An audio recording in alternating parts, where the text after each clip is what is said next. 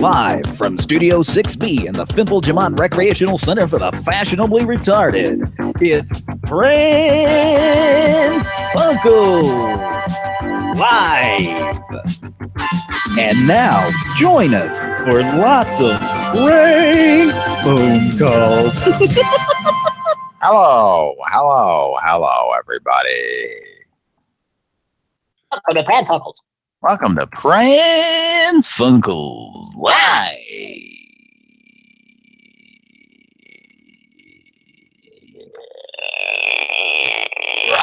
It's 5 o'clock somewhere. Why do country singers have to sound like that? Why is it required that you sound like you have, horse shit in your fucking nasal cavity or something? I fell down on the face first on the cow pasture. Yep. Now I got cow dung in my nasal cavity. Like, seriously, who sounds like that? Nobody sounds like that naturally. You just don't. It doesn't happen. Welcome to Pran Funkels, everybody. Are you, hey, there's the feed right there. I'm trying to make sure. There's the feed. Anyway, yeah, so welcome to the show, everybody. You after midnight. Phil Collins is a PI. Phil Collins, PI. If you watch the video to that song, it's great. It's a whole lot of black and white gangster movie sped up film footage. Is it really? Shooting people. Yeah. It's actually not that great. Yeah. Okay, well, welcome to our show tonight, and boy, oh boy, oh boy, oh boy, oh boy, let me tell you. Huh? Oh boy, Alberto. Oh boy, Alberto is our sponsor tonight. Beef jerky. What is it, Oberto? Is that the brand? Yeah, it used to be Oh boy, Alberto. And I think they just call it Alberto now. I think oh boy, Alberto. Oh boy, Alberto is the slogan. I think it's always been Alberto. Well, the bags always used to say Oh boy, Alberto. Because you're supposed to get really excited when you see it, because there's something fucking wrong with you, and you get excited when you see beef jerky for some reason. I think it was decent beef jerky, but now oh boy, Alberto! Jack Link's has a monopoly on the convenience stores or something. And it's, well, don't get me started on beef jerky, but like a bag I've heard that. If I had a nickel for every time I heard that phrase. I just never buy it anymore because like a bag of it, like what is like a medium-sized bag, not a large bag of it is like $7 or some shit, you know. Like I can buy I can buy 2 steaks at the store and take them home and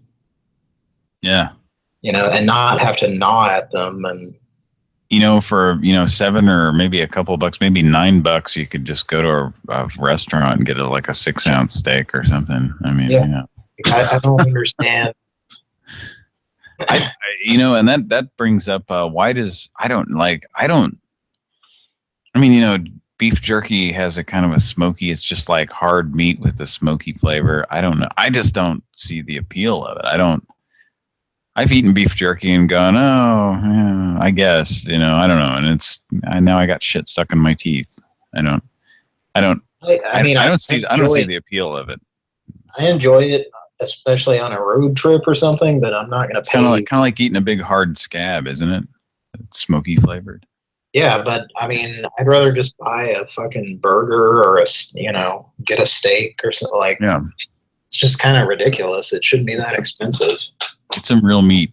I don't understand why it is. No, I don't know. I guess if you looked up the history of jerky, you would find that, this is something they did, back in the times when they couldn't preserve meat and shit. So we can preserve meat now. they would pack it in a shitload of salt when they were like, Yeah. people traveling in wagons and shit. Yeah. Like Wilford Brimley. No, not really. What was that? That was a soundboard. That wasn't me. Oh, okay. All right. So anyway, tonight's episode is brought to you by Oh Boy Alberto beef jerky. We don't eat it, but I don't know. You can. Well, we can definitely look forward to that being a related video. Oh Boy Alberto. Let's just say it so many times that every related video is Oh Boy Alberto beef jerky, beef jerky, beef jerky. Speaking, and also, Huh? Well, that's a bargain. Oh yeah, that's a bargain.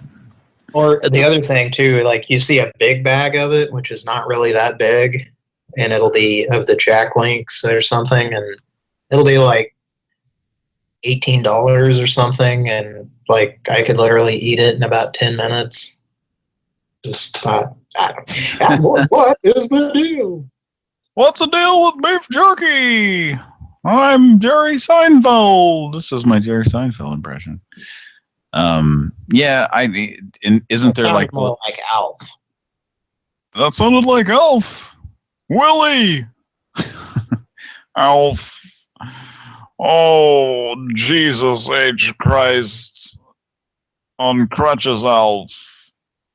Would you get into that place where we all know you should be in the kitchen? An Alf play on Broadway. That'd be great, wouldn't it? Alf on Broadway. And this needs to happen, seriously. Yes.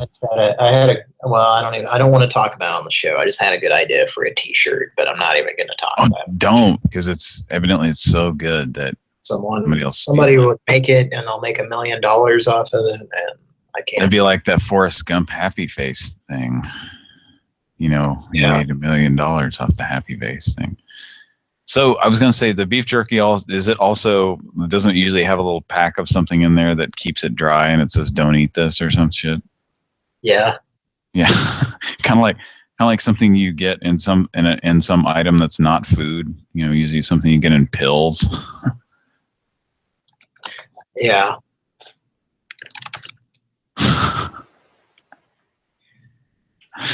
All right.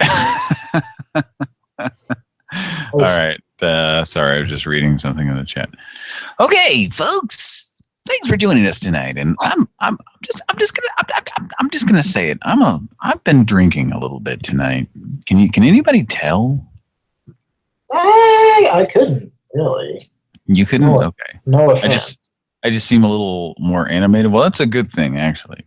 No offense, but I couldn't tell you were drunk. Well, that's good. I'm sorry. That means I'm not a sloppy drunk that everybody can tell but I just feel that way. More of a super sloppy double dare drunk. Mm-hmm. It's going to get sloppy. It's the soup du jour. Not in a cup, not in a bowl, but in these balloons are going to get sloppy. All right. Mr. Thomas J. Kenny. Kennethington. All right.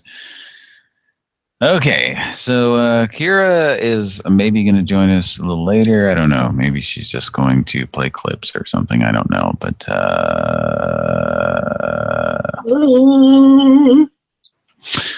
let's go ahead and should we just get right into the show? We're starting a little bit late here. What's that? Yes. Hey, I heard something. What was that?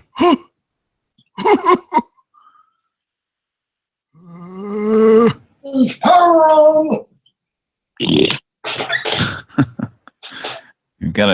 got Aunt Lucille is burping for us here. All right. Where is she? Where's Aunt Lucille? I just heard her burp. Is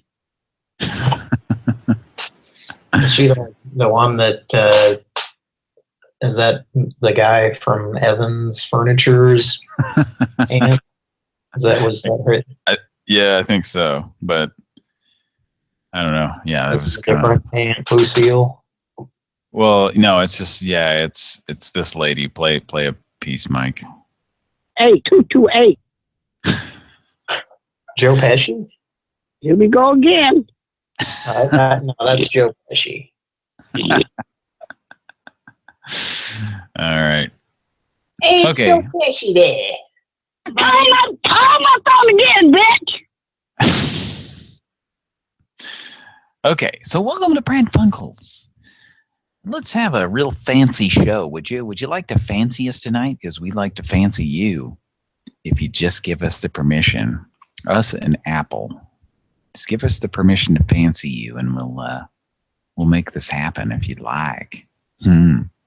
Apple would like to access your fancy and services. Right. Please check your settings to enable this. Yeah. So this first number here, this is the guy that we've been calling for a while with Tom Saltermeyer, telling him that Tom is a private investigator investigating something that happened on a chat line. This guy's number came from a chat line, so and I think Cody just left, so maybe we just need to call this other number first. So Mike, do you have an appropriate soundboard prepared? One of the ones I know Kira sent you some new ones, so I don't know if you're familiar with those, but you might want to just we might test one out here. You want to do this? You can give it a call. What? This is the second number on our list. Here we go. Pran Funkels. I tried to connect you.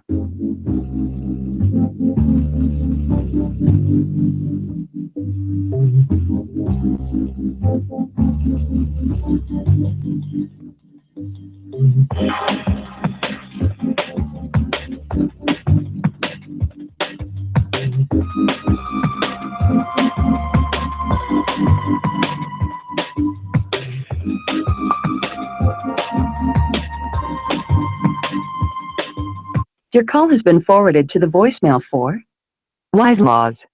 No one is available to take your call. At the tone, please record your message. When you've finished recording... I hung up. I have a hard time believing that. We've gotten answers from them all the time. Always. Why now suddenly they're not answering? Let's try them again. Maybe, do you think they see our number? Try to connect you.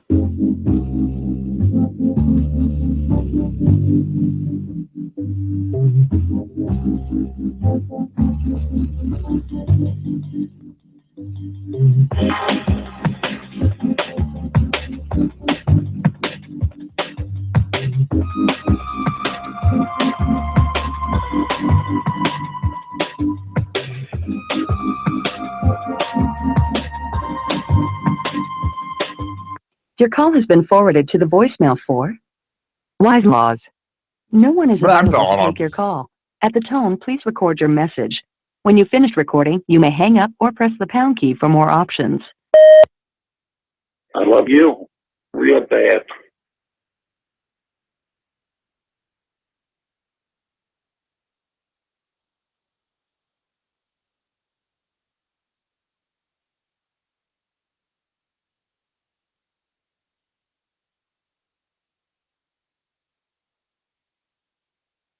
Dad, are you on the phone? Who is it? Yeah, Dad, it's me. It's Is this Charles. So who? Jim? No, it's Charles. Is this my brother Charles? Yeah, I'm not, I'm your son. It's not Uncle Charlie. It's not Uncle Charlie. It's me. It's Charles. This is your brother Charles. No, who are you calling, Dad?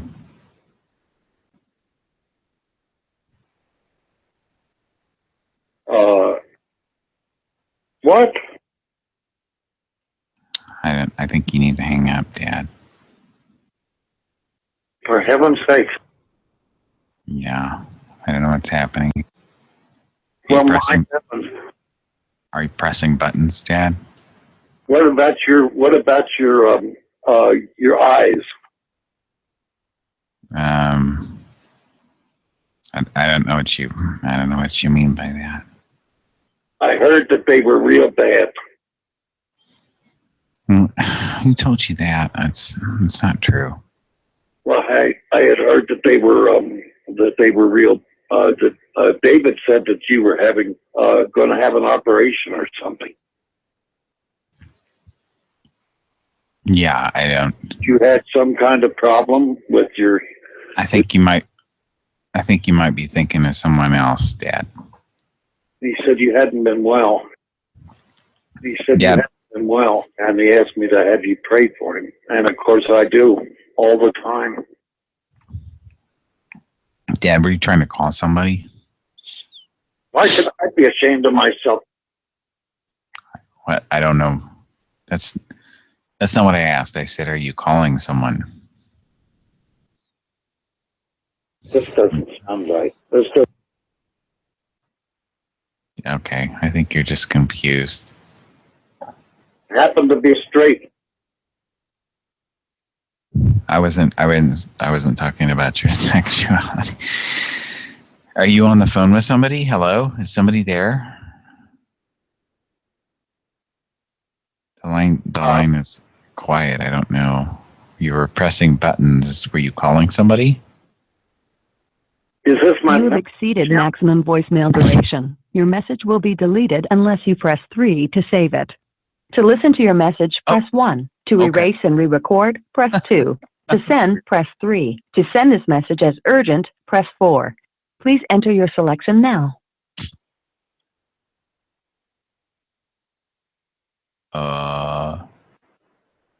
You have exceeded maximum voicemail duration. Your message will be deleted unless you press 3 to save it. To listen to your message, press 1. To erase and re-record, press 2. To send, press 3. To send this message as urgent, press 4. Wait till it tells you. I love you. Real bad. There it goes.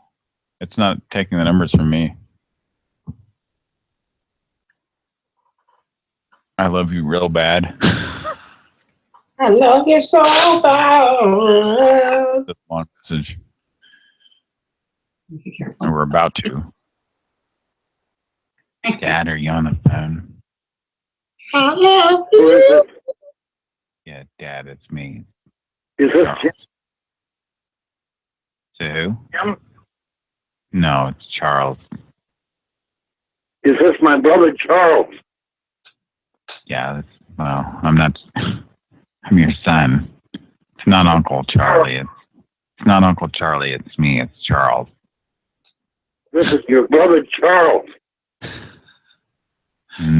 No, who are you calling, Dad?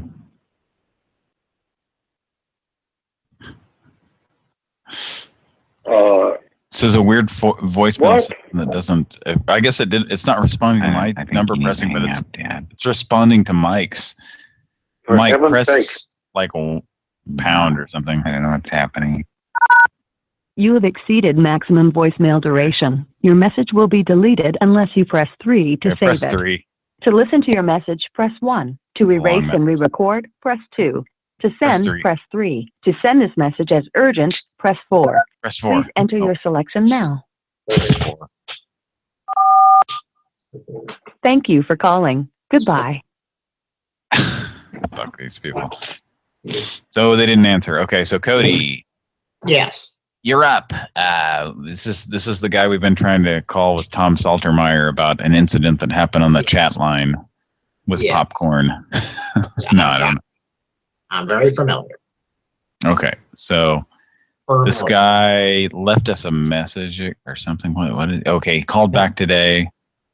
Yeah, he called and didn't leave a message. And we've been calling him and leaving messages for several episodes in a row. And not just now, he calls back. Just recently.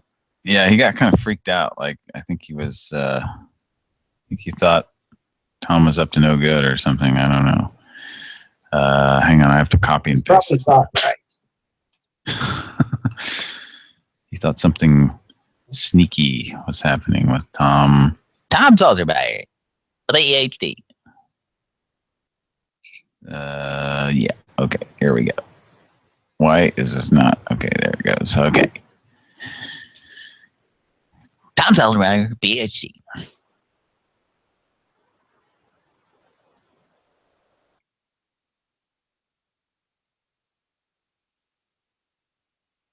Spooky phantom ringing. That's not even showing up here. Yeah, it's phantom ring. Guess that's what.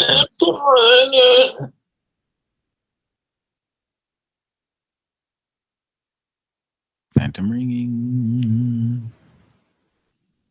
Which means I could answer at any moment. It says call failed. Did he block us? Welcome to voicemail service. Oh, no. Your call has been forwarded to an automated voice message system. Welcome to bonus stage. You fucking asshole. It's really weird that it said call failed and it acted like it hung up and then went to his voicemail. All right, one more time. Let's try. One more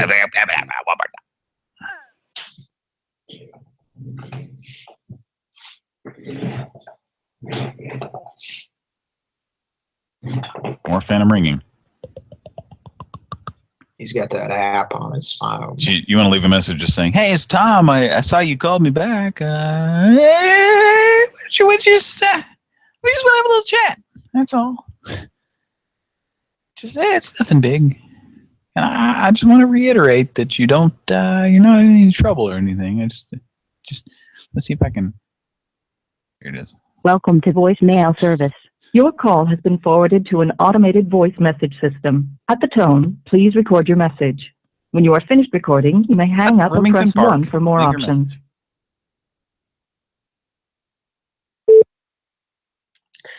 Hi, Tom Saltermeyer, PhD. I just was giving you a call. I saw you had called me and tried to reach out, get back with me, and just trying to figure this situation out. It's just trying to do a little bit of a follow up here, and just give me a call back as soon as you can. I'd appreciate it. I'm trying to get this thing taken care of. We can all move on with everything. And just seeing if you can help with this ongoing investigation. It's area code 575-267-2220. Press 1 to save your message. Press 2 to listen to your message. Press 3 to erase and re-record your message. And press 4 to cancel your message. It's not responding to my key presses tonight. It's responding to Mike's. None of them are. No, it works with Mike. What do I need to do? Sorry, you have reached the maximum number of attempts. Call cannot be processed further. Let's just assume it sent that. It's not. We called the number we called just a minute ago. Mike had to hit numbers for it to actually respond. All right, I just hung up. You would think if somebody calls and leaves a message and just hangs up, it would just leave it, right? I mean, yeah. Okay. Yeah, so I don't know what the deal is. I may need to disconnect this fucking call or something and reconnect so that, when I press numbers, nothing is happening on these voicemails so far. Let's not do that just yet.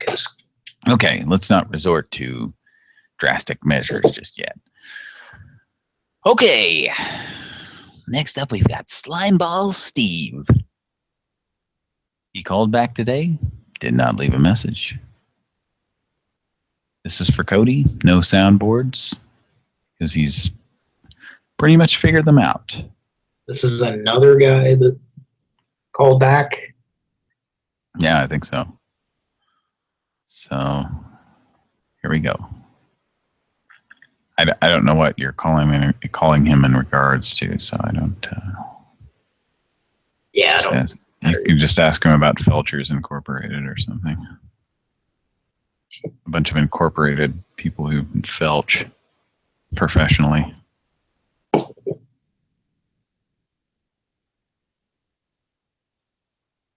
Sticky fingered Felcher on her way down to Belize to do some felching. Hello. Hello? Hello? Hey, Hey. who's it? Steve? Who? I'm looking for Steve. Who? I'm looking for Steve. Is that you? You're looking in the wrong place. Get the right one. I'm looking right up at your asshole. It smells good. What are you doing? Hey. I think that happened last night too when he hung up. I don't know what that noise is, but it happened last We night. have a second number to call in that? We laughed about it. You shouldn't have said. I was hoping you would say, but seriously, can you help me find Steve? Try to keep him so he wouldn't just immediately think it was a prank. Who? Yeah, and if we call this number, I'm sure we'll get his voicemail, which says, "Oh, this is Steve," in that same guy's voice. So should we call the cell number now? Or should we call that number back that we just called and say, "Hey, I think I have a sneaking suspicion that you accidentally hung up on me, completely by accident." You want to call the same number? Yeah. All right. Here we go.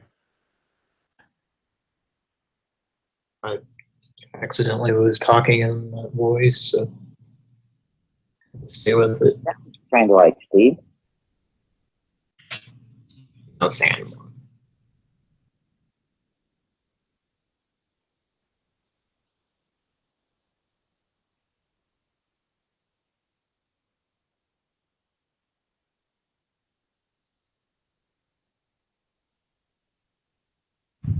Spooky phantom ringing. Just gonna do this on every number. This call failed. Yeah, are we just not getting any ringing tonight? It's The ridiculous. voicemail box of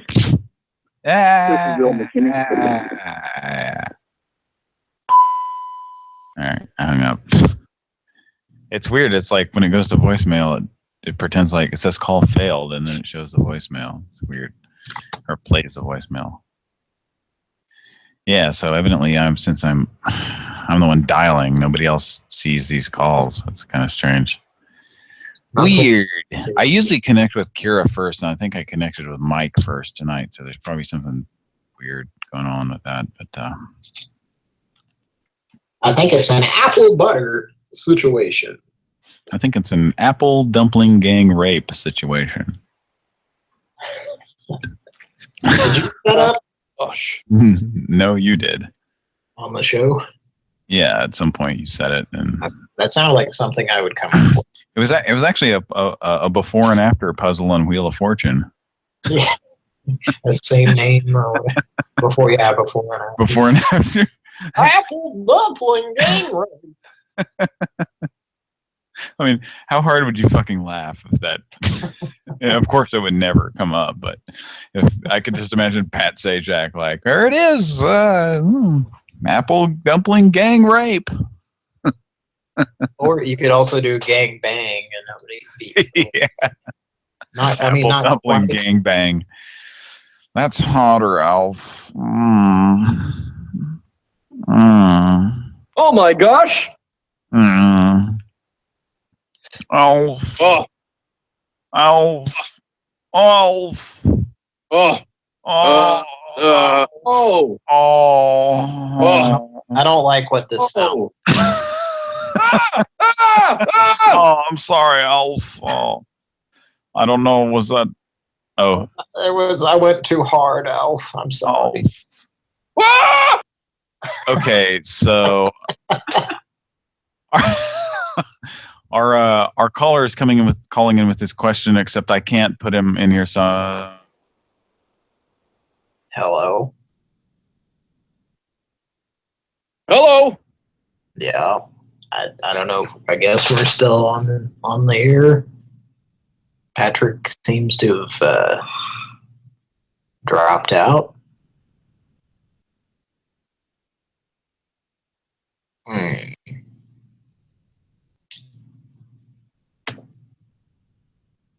I think his version of Skype is malfunctioning.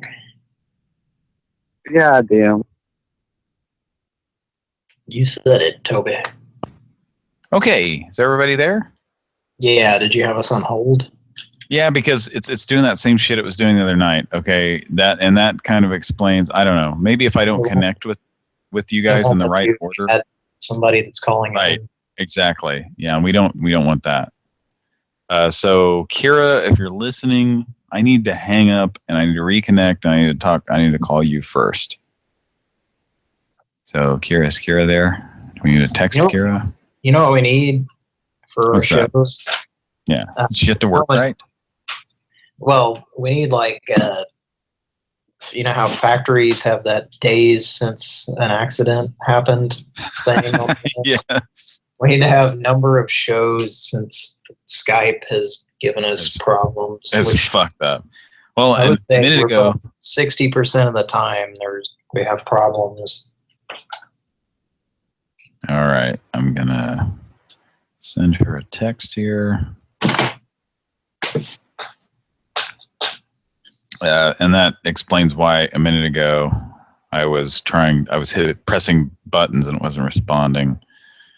I don't know if I probably just need to restart Skype.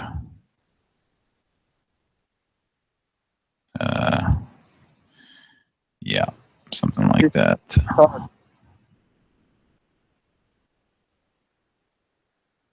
So I'm going to text her and hopefully, okay, I think she's. Okay, Kira, if you're listening, I can't add people calling into the group. And also, when I dial digits, when I press buttons trying to control the voicemail, it doesn't respond. So I'm going to go ahead and hang up, and then I will call you first. I connected with Mike first tonight, so maybe that had something to do with it. But I'm going to hang up, and I'm going to go ahead and restart Skype, actually, and then I will connect back to you. So sounds good? Is okay? That's okay. Oh, wait. We're waiting. Come back to us. You'll come back to us time and time again. As the dad on Life Goes On used to say halfway through the show when it was in the middle of, you remember how an hour-long show would have like a mid-commercial break? In the middle of the middle commercial break. Yeah. There's still some shows that do that. And the dad would say, "We'll come back after this." Or I figured maybe he'd say, you know, it's really hard, and I'm just going to be honest, it's really fucked up having a mentally challenged person as a child, but we'll come back after this. All right. Gonna hang up, bitch. Yeah, I'm gonna hang up on you guys, and then I'm gonna restart Skype and then call you guys right back. So see you in just a minute, me. Okay? We'll be right back on Pran Funkels. We'll be right back. Pran Funkels will be right back. Okay. The state. So you see, the state gets to develop industry, the children get to keep their furry little friends, and Nettleson Industries becomes known as the company that gave a damn about beavers.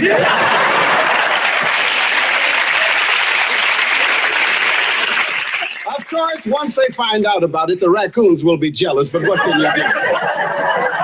Ladies and gentlemen, the father of this plan, the governor of your state, Governor Gatlin.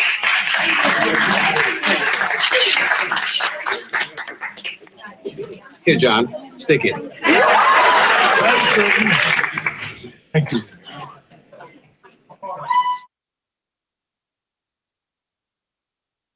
All right, we back. I believe we're back on the air. Getting everybody back online here. See, that didn't take too long there, did it? No, getting everybody back. Bye here. Hello? Hello? How about Mr. Paulington J. Shore. Paulington J. Shore? Oh God. That's good stuff. Okay, so we had our listener who is a regular guest calling in. So if you're listening right now, go ahead and give us a call, and maybe if the Skype feeling up to it, we can add you to the group call here. Let's do that. Since Skype boasts that we can add 25 people to a single call, but if not everything's stars aren't aligned, then we can it's out the window. Okay, here he is. Hey, Pran Funkels, how can we help you? I have 2 questions for Cody. Okay, we got some. Yeah. This is our regular caller. How's it going? Regular guest. Cody. Yes. Yes. Who do you think had a more profound effect on Italian-American relations in the 80s? Tony Danza or Scott Baio?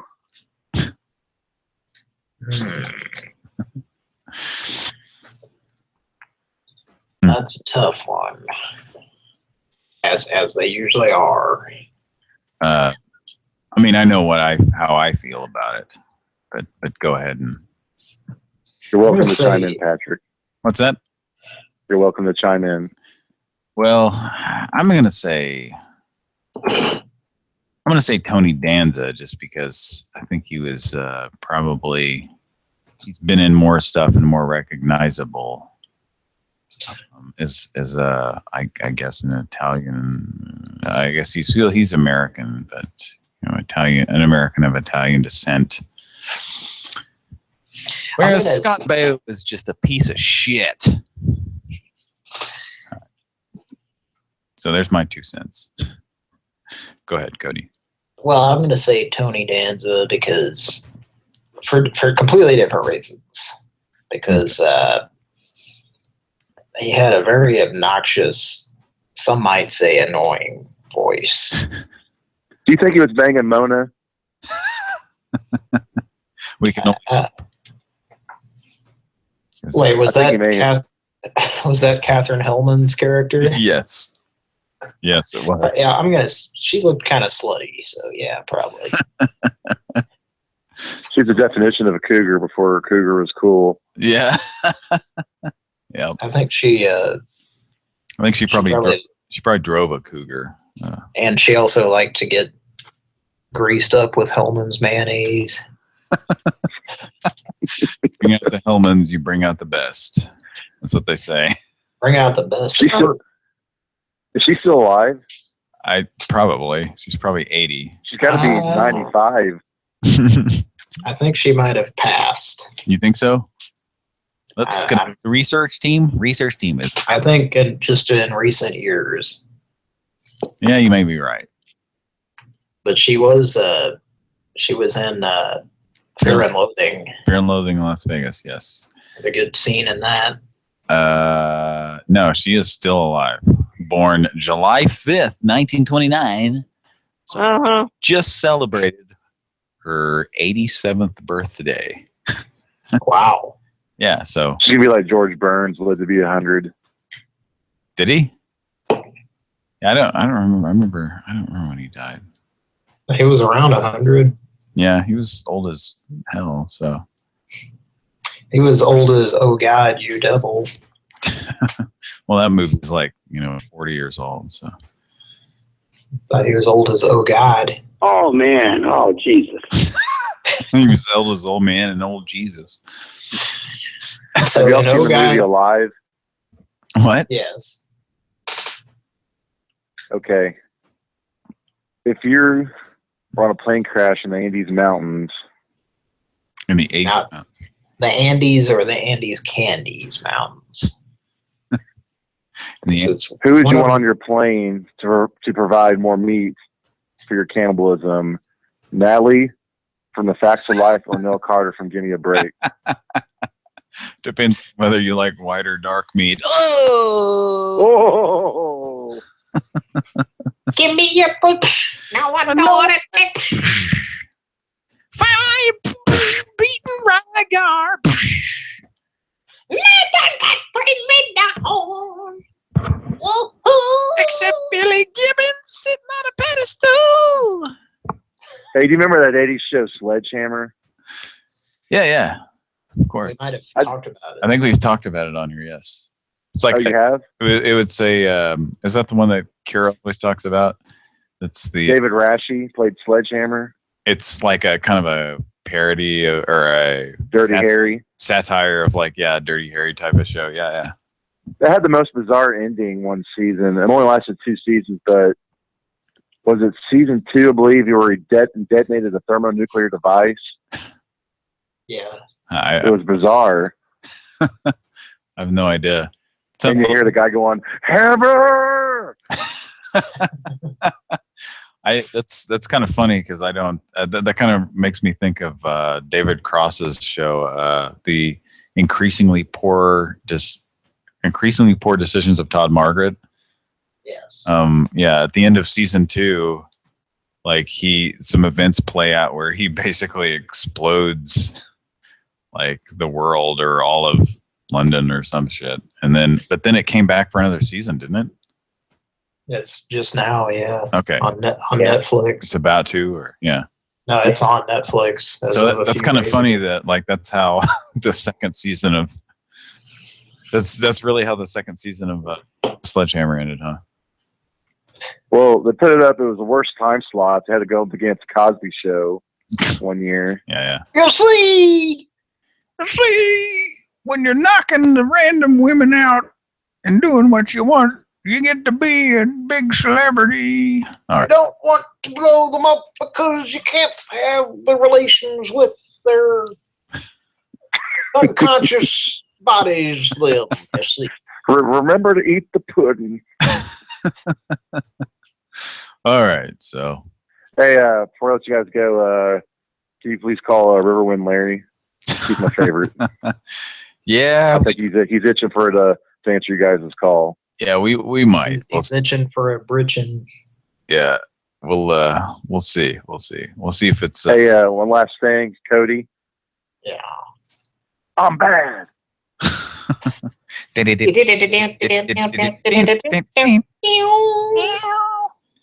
All right. Larry. All right. Go have a burger with Ronnie. Okay. Back to the show. Anyway,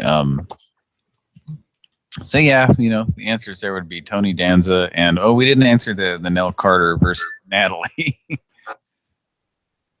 Play it again. Wait, sorry. Oh, okay. All right, we'll all be really quiet and we'll wait here. Yes, hang on. Okay. Hang on. Okay, all right. Pran Funkels, waiting. Pran Funkels.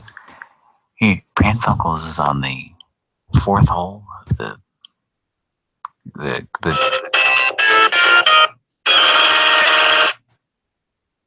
What, was that game over? Yeah, that's the game over sound that you never heard. Oh, at least on the board. I thought you were going to play the mission completed thing. Right?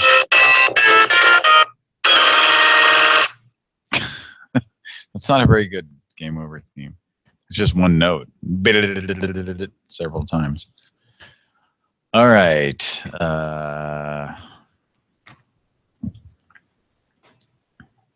So, okay.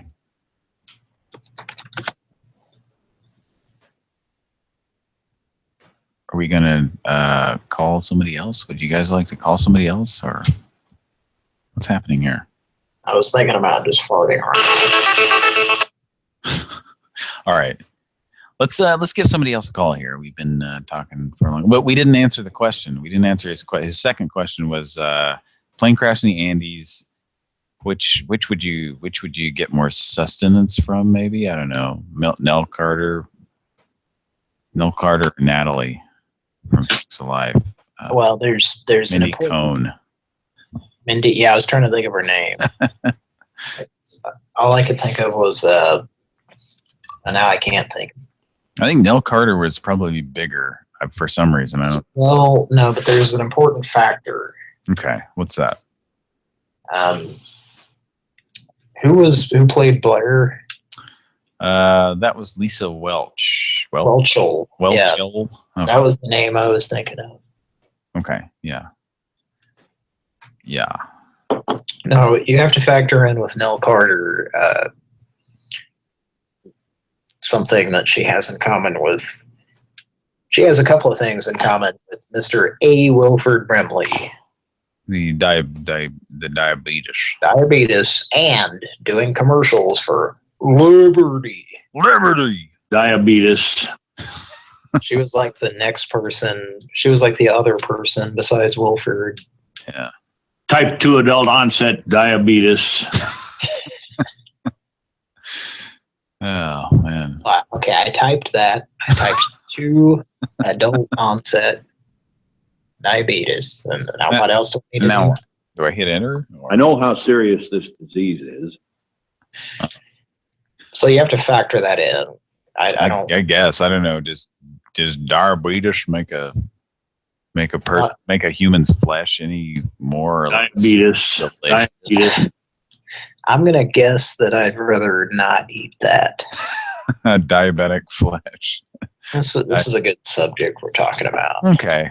Then Mindy Cohn it is. Mindy Cohn's sweet, plump flesh off her body. We will all eat that if we were to crash in the Andes with Ethan Hawke and Andy Garcia. Was he in that movie too? The 90s version of It might.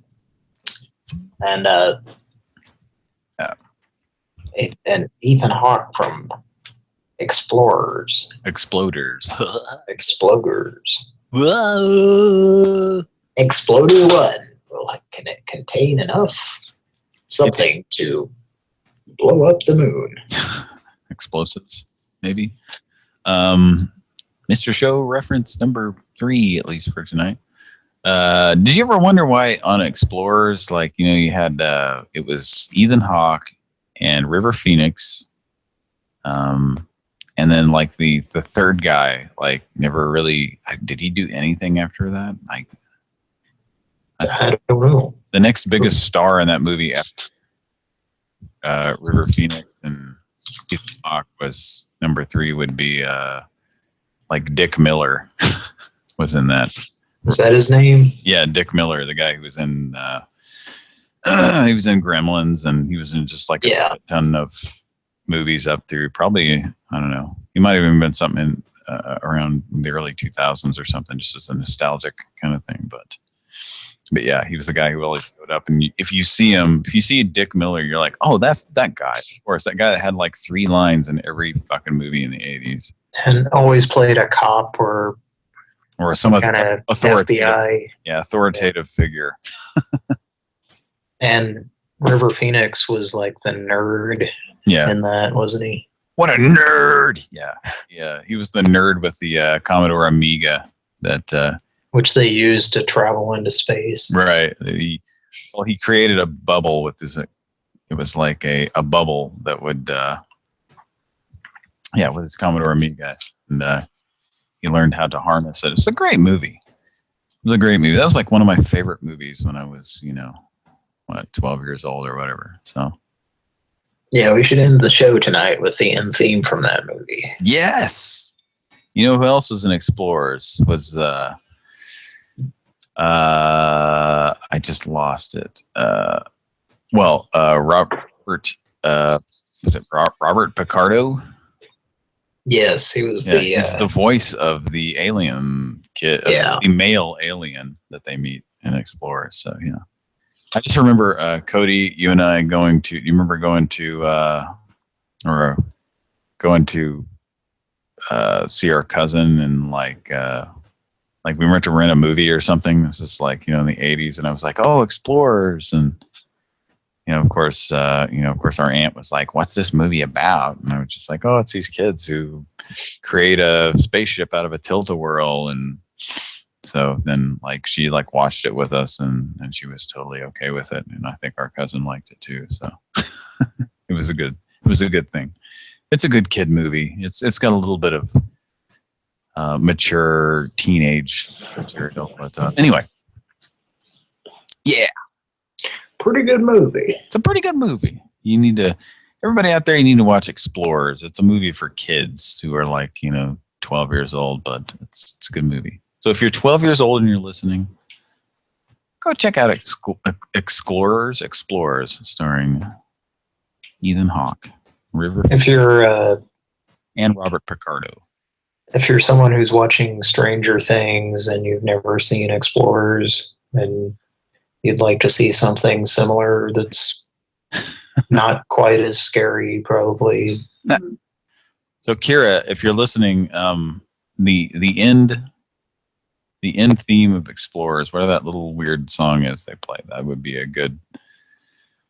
I was trying to think of who made that song. I don't know if it's anybody specific. It's just like whoever did the score to the movie, I think. So seems like it would be some band or some keyboardist or something. Like Tangerine Dream or something.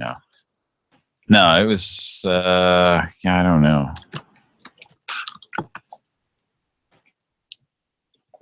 Anyway, let's make some more calls.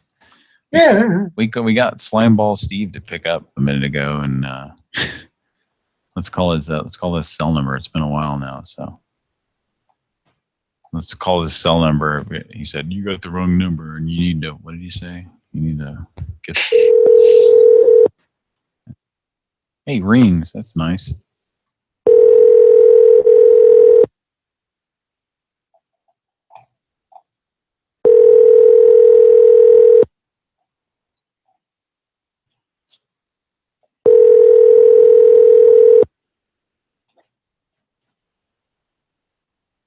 Hello? Hey, Steve. Yeah. How you doing? Fine. I had a butter pecan situation I was going to ask you about. What? We have a situation here at the facility with a butter pecan recipe. Somebody got a hold of it. Can you give me a hand? You guys have been bothering me every day for 3 weeks. Same number. Thanks. No, I did this. Hatch, New Mexico. What? Hatch, New Mexico. Absolutely not.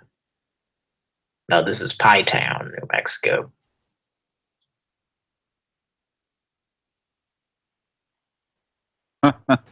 Is that the same number? No, that was his cell number. That was a different. I believe, or no, was it? Hang on. Let me look. I'm not sure. Sorry, I've been drinking. Everybody, I've been drinking. All right. No, yes, that was his cell. That was his cell number. So the one we called a minute ago was like a landline or something, and he was like, "You've been bothering me for." It's like you got something big to bother me. Okay, I'm gonna call him back, and I want you to be like, I think he accidentally hung up on me. But what we need to come up with a seemingly somewhat remotely legitimate reason for him to be calling. You need to ask him did you get that thing? Did you get that thing I sent you? Reference to Harvey Birdman. Did you get that reference to Harvey Birdman I sent you? Here we go. I'm gonna call him back here real quick. I think we got disconnected. I think maybe bad service.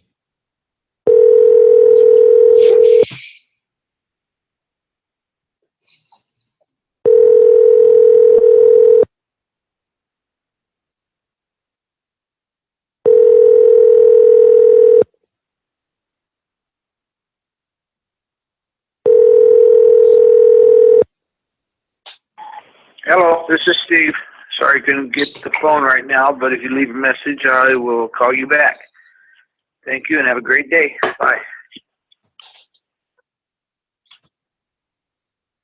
All right, I hung up. Let's try him one more time. Let's see if we can get him to pick up. You know, tell him it's Turpin. Incorporated. I like to use his likeness on a big sale flyer.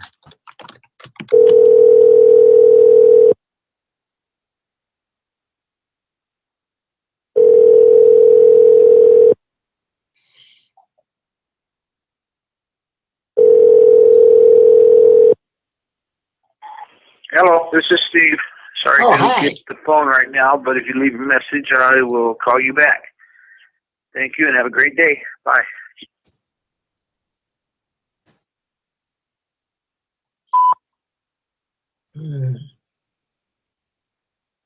Hello? Steve, I really wanted to talk to you about Turpentine and Rye Productions. We just really wanted to. There was a situation where we thought we could use your likeness on a band of different types of potholders. So give us a call back. There's monetary compensation involved in it. All right, thanks. If you're satisfied with the message, press 1. To listen to your message, press 2. To erase it. Hello? Steve, I really wanted to talk to you about Turpentine and Rye Productions. We just really wanted to. There was a situation where we thought we could use your likeness on a band of different types of potholders. So give us a call back. There's monetary compensation involved in it. I think. If you're satisfied with the message, press 1. To leave the number from which you are calling, press pound. Sure. To leave another call. Here's our number, everybody. Phone number 57526722220. That's right, If folks. the number is correct, press 1. It to is. To send your message with normal delivery, press 1. Thank you. Your message has. So if you want to call us right now at Pran Funkels, call 575-267-2220. That's 575-267-2220. And not much longer were we going to be able to say that. I think probably in a week, or maybe a little more than a week, or maybe 2 weeks. I don't know. That number is going to go away, and we've had a lot of good times with this number. I gotta be honest. It's been a wild, fun ride with 575-267-2220. That's 575-267-2220. That number again was 1-900-438-766. No. Come on, HHG. Come on, Double H. Get with it. That's not our number. That's 575-267-2220. That's 575. Yeah, I've been 900-438-9766. No. All right, I'm gonna go use the restroom. So I'll be right back. If Cody, if you want to entertain everyone with some of your witty excerpts from a book by Scott Baio. I don't something. All right, be right back. Hot and horny guy just waiting for you. Yeah, I'm going to read chapter 58 from Scott Baio's memoir, A Life in Entertainment. Scott Baio. Chapter 58. Is that the one I said?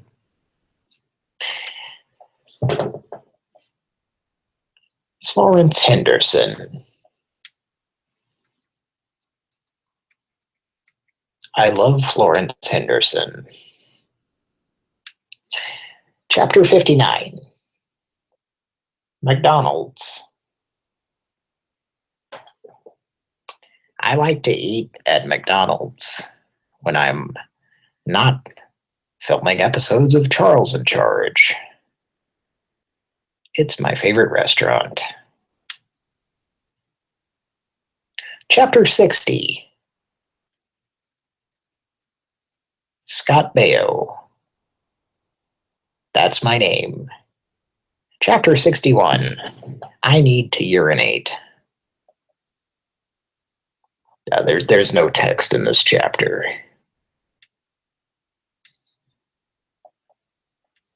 Anyway, that's your excerpt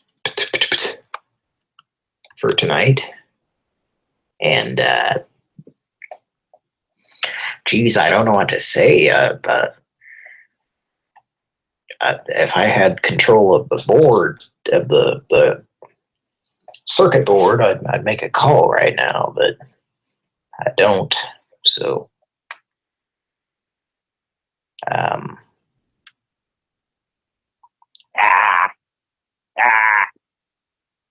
who's that? Who's that? Mike is here. Oh, is that Mike? You're talking to Mike. Oh, how you doing? I miss you. Okay. I want to fancy you. Ah, damn it. No, it's a good thing. I just want to fancy the shit out of you. Bullshit. Oh, I'm telling the truth here. I appreciate it. Yeah, probably.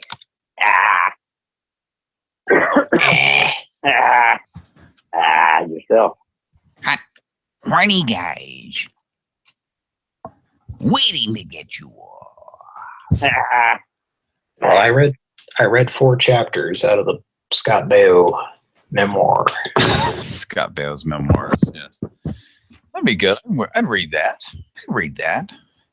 It's an easy read. Some of the chapters don't even have any content. They just have a title of the chapter. I was going to say, some of the chapters, like 2 or 3 of the chapters are all on the same page. Yes. Well, they didn't want to waste paper because Scott Baio cares about the environment. He cares a lot about it. He does. And he's in charge of Nicole Eggert. Her days and her nights. Nicole Eggert. Nickel. And he on Baywatch. All right, go ahead. What's that? Nothing. She was one of those Baywatch babes. They dog morning. Classic rock all day. Dick and dog in the morning. All right. Take it out in the morning. Classic rock all day. It's about 58 degrees outside. We're coming up next week and I have traffic and weather together with Heather and Leather. But we're not really because it's not happening tonight, I guess. I don't know.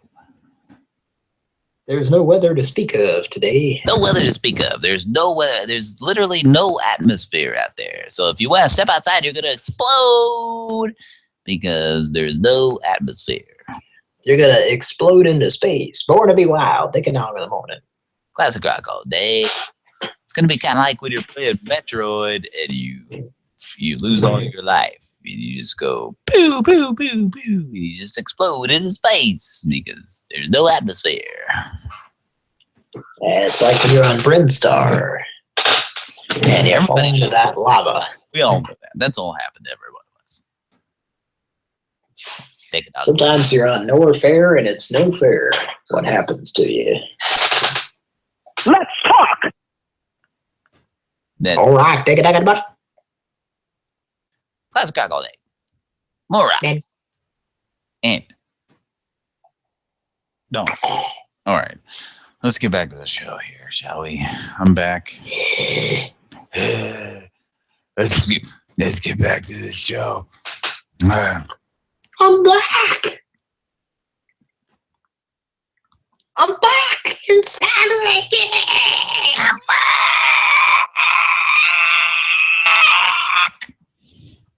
Take a dog about it. Aerosmith. Aerosmith from Rocks, or what was the name of that album? Isn't that from Rocks, 1976? Aerosmith. Oh, is that old? I think so. I believe so. If you think about it, how funky that album is, it's pretty. It sounds like a 70s album. But you know, we'll take a look here. Yeah, released May 3rd, 1976. That's that's what I thought. Well, I tell you what, I don't like it as much as I like the Gap commercial that they did in the 90s. I forgot about that. What was the commercial they did in the 90s also? Where it was like, "This is beyond easy" or something. What was that? I don't know. Do you know what I'm talking about? It was like something, Yeah. some product where the slogan was like, "This is easy," or "This is," like "This is easy," and they did their version of it. It was like, "This is beyond easy," or something stupid like that. Do not remember what that was. Yeah. Got I hear typing. Are we typing things? What are we doing here? Okay.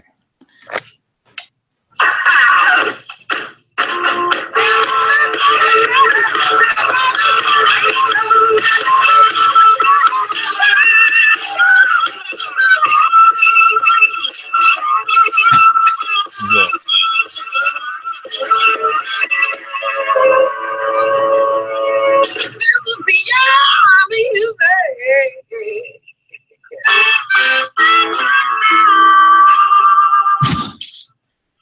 So it was the same commercial. Yeah. Is it a Gap commercial?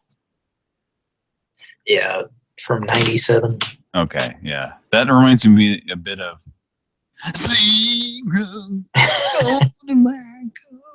think the same amount of talent went into making both of those commercials. The same amount of talent and money was, yeah.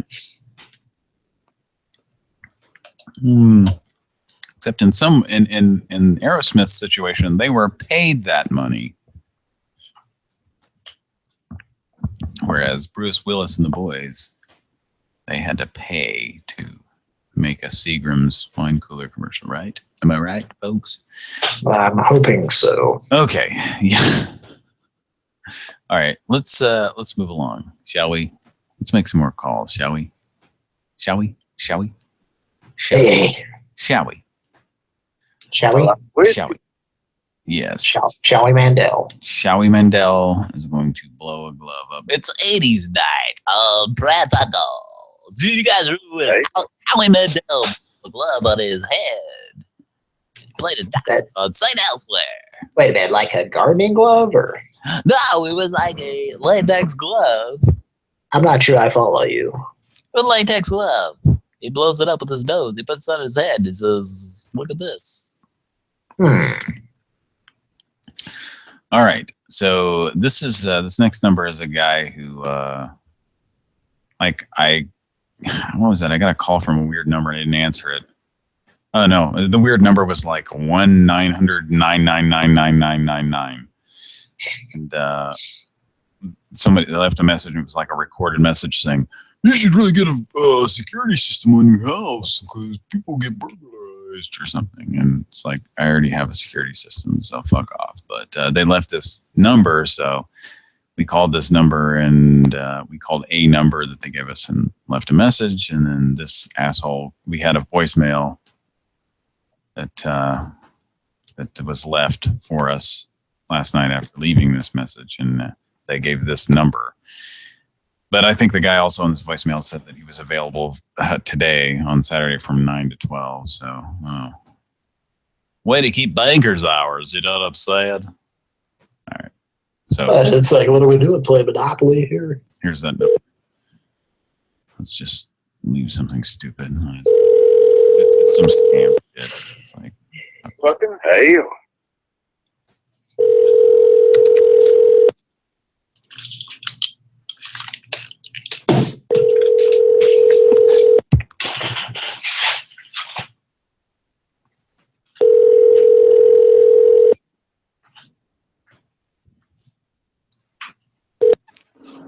Hello, and thank you for calling the Home Alarm Promotions Department. Sorry that we've missed your call. You can leave a message to the tone and the next available agent will return your call as soon as possible. Thank you for your interest. Hi, my name is Chad Wimberly. Just kind of hoping to talk to somebody tonight, but I don't know. I'm up kind of late. It's a weekend. I got to get up in the morning and do some things, but I'm staying up late tonight because it's a weekend, and so just kind of hoping that somebody would be there to take my call. If you want to call me back, I'll be up tonight. It's 575-267-2220. You may have talked to my brother before, but I just okay. That's all. Thank you. If you're satisfied with the message, press 1. To listen to your message, 2. Message review. Hi, my name is Chad Wimberly. Just kind of hoping to talk to somebody tonight, but I don't know. I'm up kind of late. It's the weekend. I got to get up in the morning and do some things, but I'm staying up late tonight because it's the weekend, It's just right at the edge of sounding ridiculous. Take my call. It could just be a good. If you want to call me back, I'll be up tonight. It's 575-267-2220. You may have talked to my brother. I know. Just okay. That's all. Thank you. If you're satisfied with the message, press 1. To listen to your message, press 2. To erase and re-record. Thank you. Your message has been... I mean, hit it twice. Okay. So if this guy or one of these people calls us back, then that will be good because we have a voicemail or an incoming thing that we can use as a soundboard. Thank you for calling. One moment, please. Thank you for calling. One moment, please. What are we going to play? What are we playing? Is Kira's here now? We're going to play the message this guy left for us earlier. We can do that. Oh, we can do that. Right now.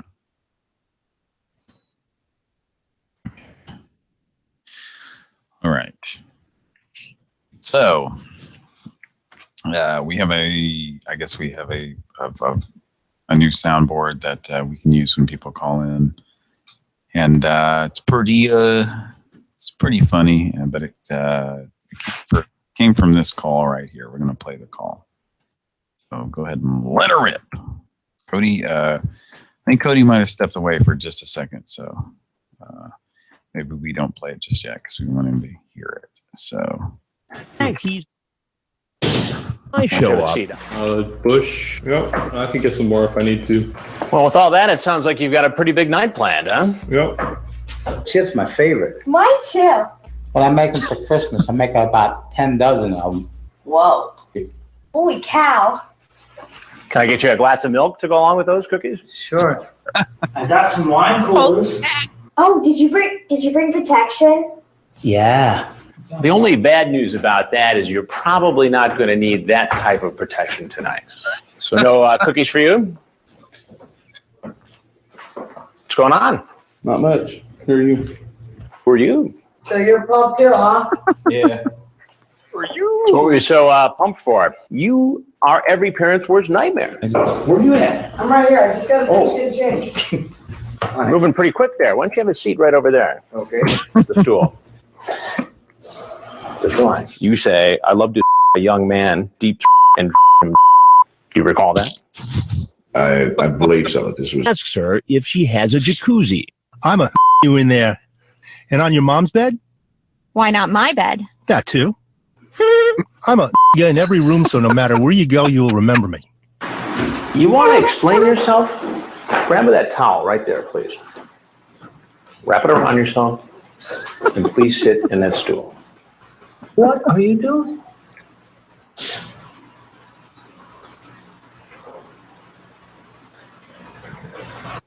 Watching you blank him, meaning the cat.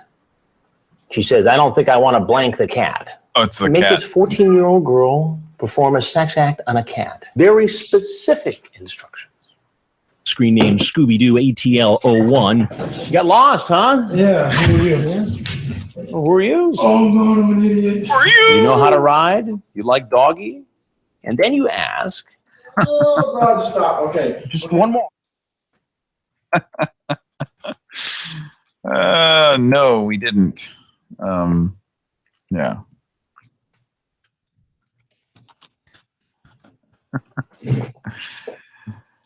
Oh, I couldn't hear. Okay. God, that's, oh man. You know, the show was fucked up, but God damn it, it was entertaining.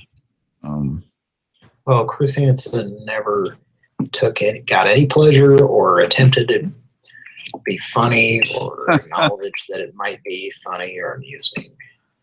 It was all about catching predators. Bad people doing bad things. Yes, absolutely not. Never did he consider the idea that it was for entertainment. Yeah. A TV station was just trying to help society. Yeah, what was it?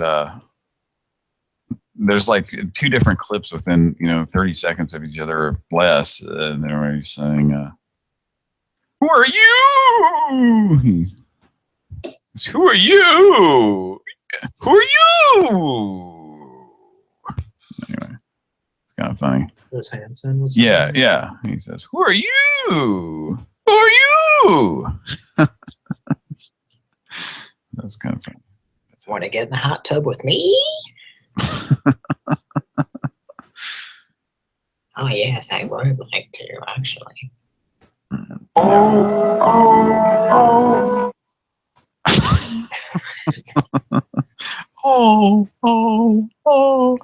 That would be pretty funny if you, of course, as a joke, not seriously.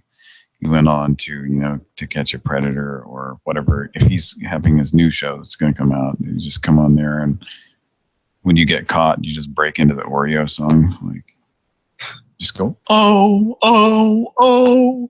who's that kid? It's the Oreo cookie. Cookie. Would you tell me, please, so I can ogle him? Or her. All right. Yeah, let's okay, so what we're gonna do here, we were gonna let Cody hear the new soundboard or the call that the new soundboard came from, correct? Here we go. Yeah, okay, so I'm re-announcing here, I guess. We've got a new soundboard for when people call back, and we're unveiling a new soundboard.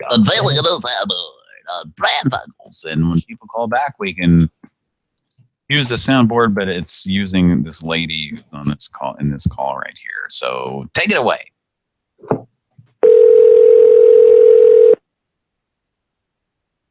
Thank you for calling. One moment, please. Yes, hello? Thank you for calling. One moment, please. Yes, That's the name of the company. Thank you for calling. One moment, please. Yes, hello.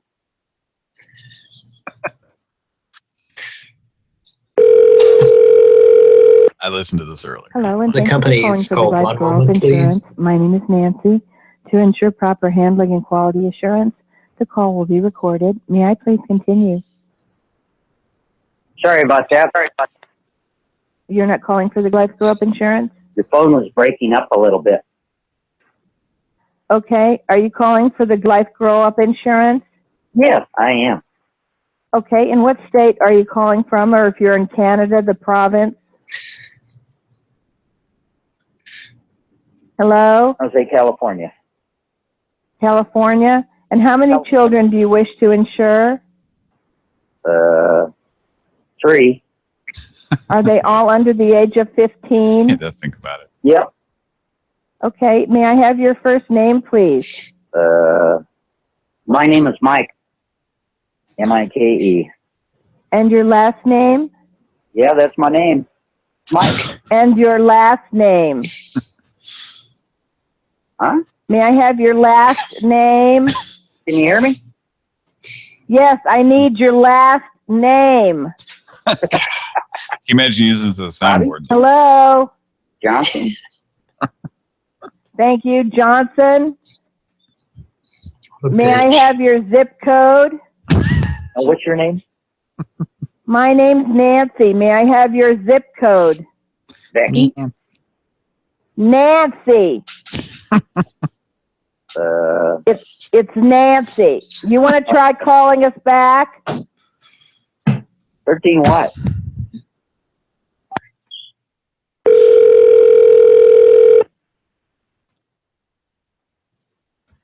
Hello, and thank you for calling for the Life Grow Up Insurance. My name is Nancy. Are you calling to get the packet of information mailed out? Hello? I'm still here. I'm sorry?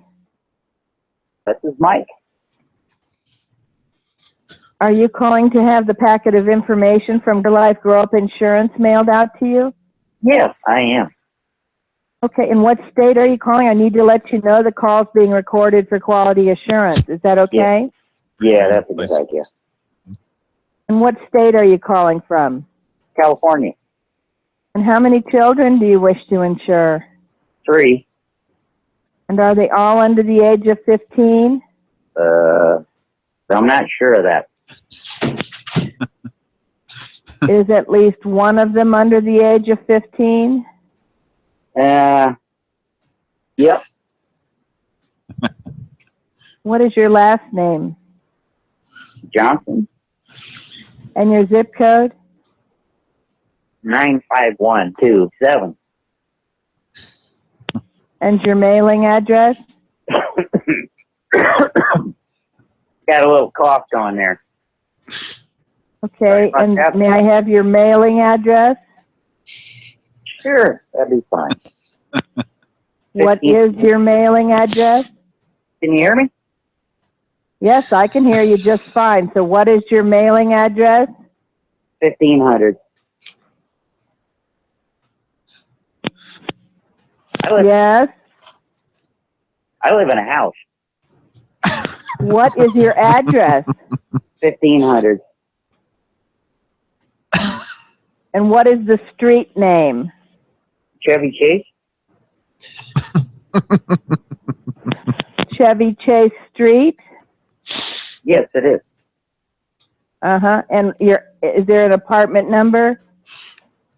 I live in a house. Fine. Okay. That's actually So relevant you're here. at 1500 Chevy Chase Street in San Jose. Yes, I am. All right. Your information pack will be mailed out to you. That my address verification system doesn't recognize that address. Are you sure it's 1500 Chevy Chase? Huh? What?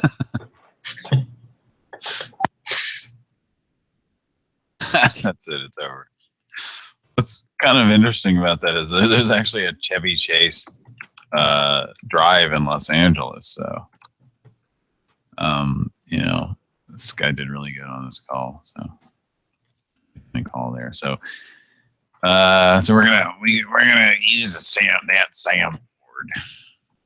Yeah, this guy who did the call made a soundboard out of the call, and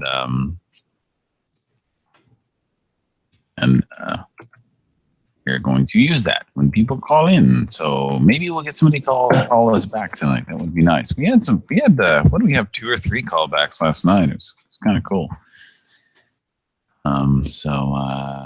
Yeah. Yeah, okay. May I have your last name? So that's it. Mike has it right there. She needs to be fired from her job. I know. More so than the people at the Eat Shit Whataburger. Yeah, I don't know. The eat shit Whataburger. I don't know. I almost expect that kind of attitude from those people. Most Whataburgers are decent, but that one, some of them are a little bit, a little bit sketchy. Places go. I mean, Whataburger's always been pretty good. I mean, I don't know if every once in a while there's one that sucks and the employees don't give a shit. And I remember one time that I was hanging out, Cody, with you and Justin, and I had like their chicken strip sandwich, and like we went to sleep that night, and my stomach was just like killing me all night. So, yeah, that's one of the not so good ones. Yeah. Okay. That we went to that night. All right. Okay, that makes sense. But other than that, it's greasy, it's fast food, so yeah. All right. So anyway, let's who are we calling next on Pran Funkels? Well, let's see. Let's take a look at the list here. Take it out of the morning. We got a song coming up here. We got a song coming up on Dick and Dog in the morning. Coming up, we got 9 minutes after the top of the hour. It's about 9 minutes. It's about 9 minutes off of the top of the hour. It's about 51 minutes to the top of the hour. Yeah, I went to my barber the other day. I said, take about 9 minutes off the top of my head. And then he just began to carve into my head with some kind of a tool. I said, what do you think my head is? The space-time continuum? It's like, I just wanted 9 minutes. Just about 9 minutes. Just 9 minutes. 9 minutes. 9 minutes. I done it. Take it out of the board. More rock. Take it out. Take it. Classic rock all day. Okay. Hey, dog. What'd you tell? I'm going to tell you guys a story about a young lady that I met one time. In recent years? Well, in recent weeks, really, I should say. Recent years, recent weeks. I guess in recent weeks, we took it to a new level. Sure, it wasn't like a handful of months ago. Well, I had my hands full, I'll tell you that. My hands full. Something. 36 C's? Something like that? That's that's in the neighborhood. Did you mash some Oreo cookies into her areolas? Oh.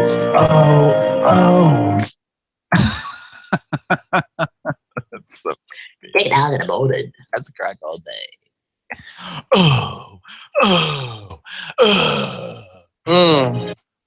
Yeah, you all right there, Dick? I was just impersonating that Oreo commercial, so. Oh, I'm sure you were. One of my favorite movies is, let's just completely change the subject. One of my favorite movies is A Wayne's World. A Wayne's World? A Wayne's World. Like it. Oh yeah, I like those Wayne's brothers. Those Wayne's brothers that make all those funny movies like White Chicks and all that. Not that Wayne.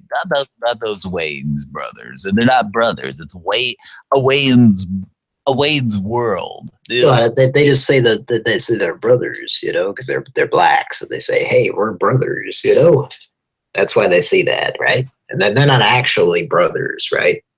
I don't know. I think they. What are you trying to say? I'm racist? I think they are. I think that yes, you are racist. A and B, yes, they are brothers. Oh, okay. I'm glad we cleared that up. So we got coming up. We got traffic and weather together at the top of the hour. You need to watch out for those brake lights out of there at I-80 westbound. Take it out in the morning. Classic rock all day. We got an artist coming up. We got to play that likes to misspell his first name, I think.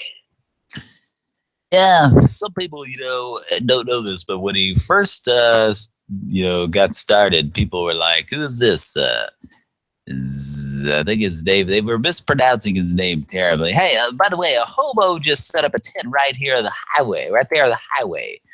So it's on I-80. let me say, we do have a great deal of homeless people listening to the show. So if you're the hobo that just set up a tent on the highway directly in the flow of traffic, right on the double yellow lines. Yeah, you may not be able to get very good rest tonight. So you may want to just go ahead and pull that.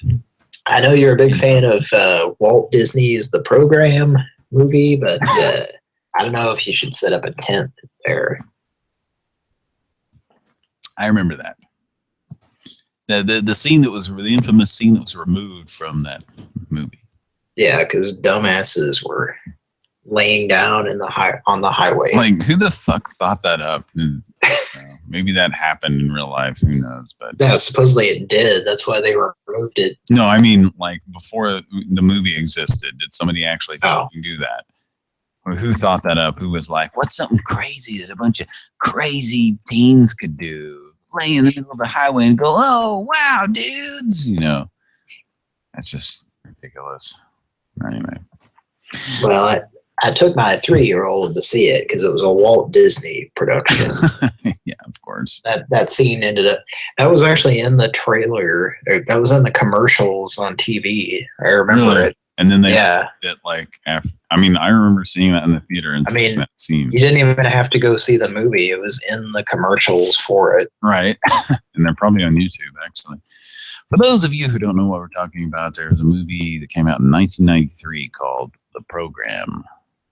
And 93? 93, I believe, yes. I think it was more like 91 or 2. It's 93. It's definitely 93 or 4, but I think it was 93. Starring Craig Sheffer, right? Yes. Yes. Craig Sheffer. That's how you pronounce his name. Yeah. So and there was a scene in it where he was like an up and coming.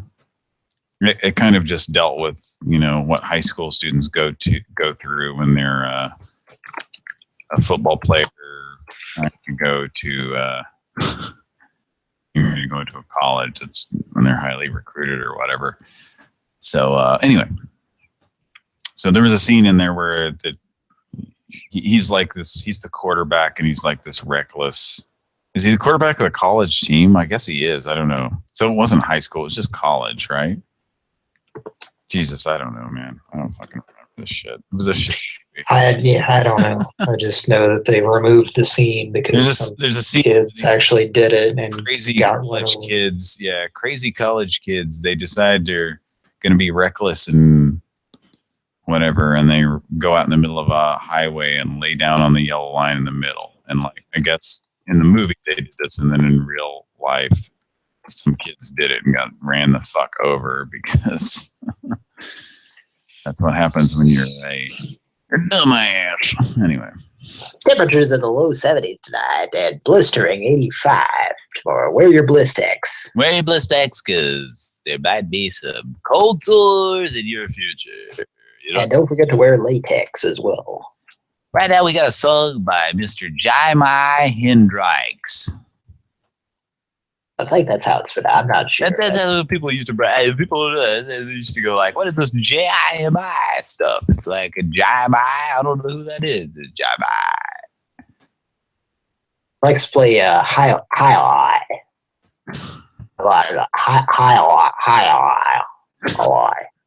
Oh, that correct? I didn't know that. I think you'd like to play high. I don't know about that, but here he is with. Oh wait, this is a song that rarely gets played. This is from our classic rock vault. That's right. We're opening up the vault, and you know this is a deep cut. Hasn't been played in a long time on any radio station. It's so rare that it only gets played about every, I would say, 28 minutes. Here on the 94.7 FM, Dayton, Ohio. Jimi Hendrix, Foxy Lady, Nick and Dog in the morning. Classic rock. All day. All day?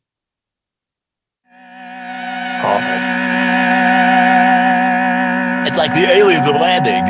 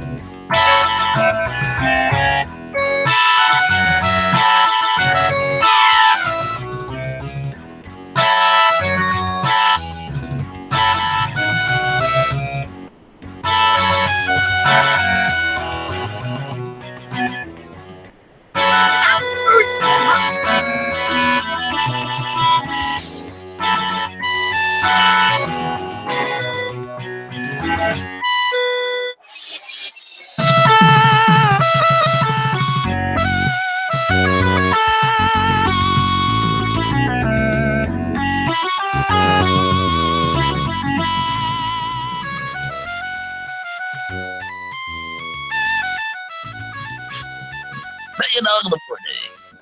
Roger, all day. All right.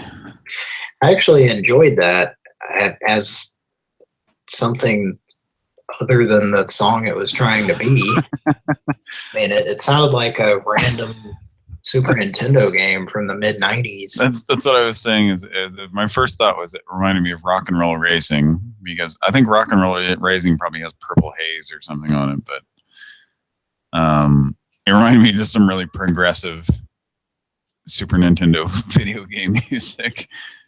But the way that was, that just well, it didn't sound like, it sounded like somebody was trying to improve upon the original song or something. I don't know. Well, I think that is that melody that you're hearing is like based on Jimi Hendrix vocals.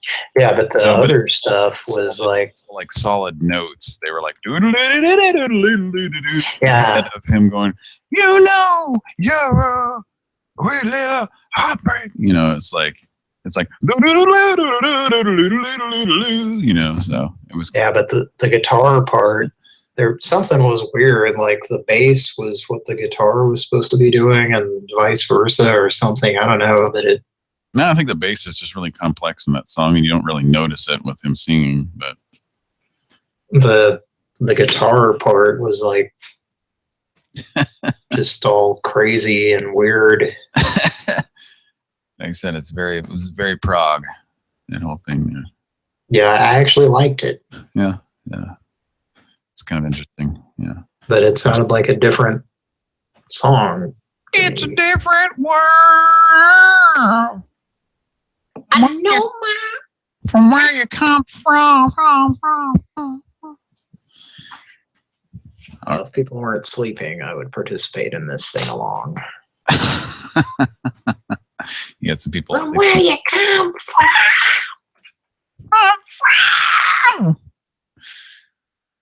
All right. Noise. Nice.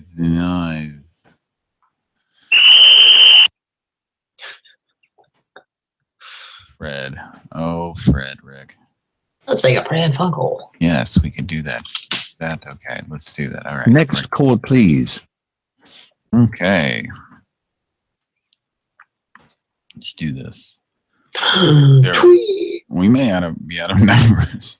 I was thinking about that call you guys did where we just posted the single call recently where in the middle of somebody talking, you hear him go like just about. Yeah, that 28-minute call or whatever it was. Yeah.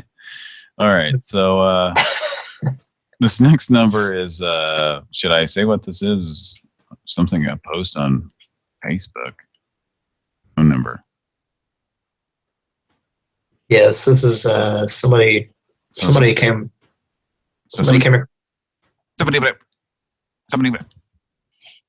across a dollar bill, and it had. But did you ever see a dollar bill, man? And there's some spooky shit going on in a dollar bill, and it's green too. You know what movie that's from? Call it 5267220. That's 575267220. If you know. It's possibly a similar scene in two different movies. Two different movies, huh? All right, so go ahead with your. Was it on a dollar bill? Like it has some things written on it that says, let's see, I'm looking for it. Well, I see in the notes here. Yeah, what does it say on it? It says, do drugs, need meth? Well, no, there's no question mark on the first phrase. It's just. All right, so do drugs, need meth? And then it has a phone number. Yeah, so let's give this number a call. And it was posted on Facebook. Someone that got this dollar posted it. Maybe it'll be Walter White. You think so? It might be Heisenberg. Heisenberg! Who's doing this? I don't know. That soundboard with Bert. Your husband needs drugs. Yeah, that'd be a good one. I'm selling drugs. Has been forwarded to an automatic voice message system. 40. I want the drugs now. Yeah. I want the drugs now. I imagine a guy with a really long nose. I imagine a guy that has needed a haircut for a year or two. Your call has been forwarded.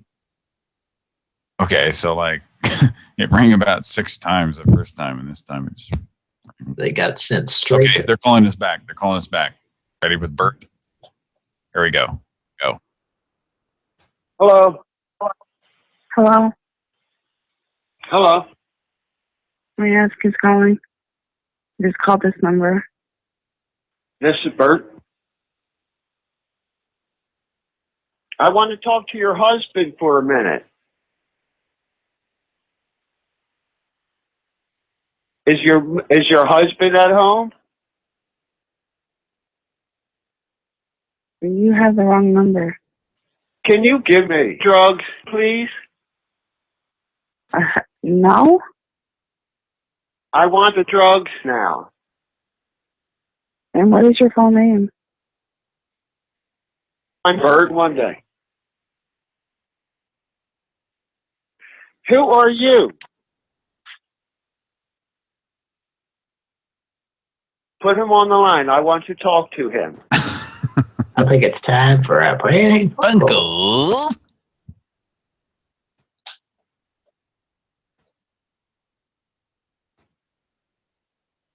What's it time for? It's for time for a Pran Funkels. Somebody got it? All right. Here we go.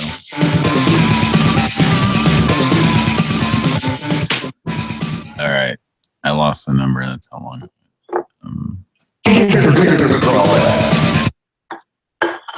So just keep badgering her to get the husband on the line, and then say, "You don't know me, so how do you know that my husband is sucking your dick for drugs?" or whatever he says.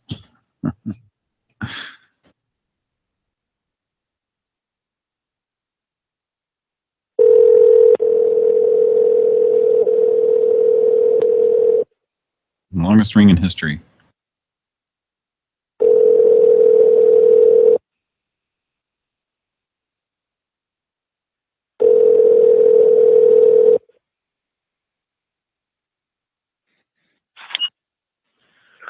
I don't know who you are, but if you call this fucking number again, you will be traced. Do you understand me? Why are you? I don't care if you want fucking drugs, okay? We don't have drugs and we don't do them. So you better stop calling this number right now. I want to talk to your husband about the drugs, please. You're fucking crazy. Goodbye. You don't know if your husband is doing drugs. I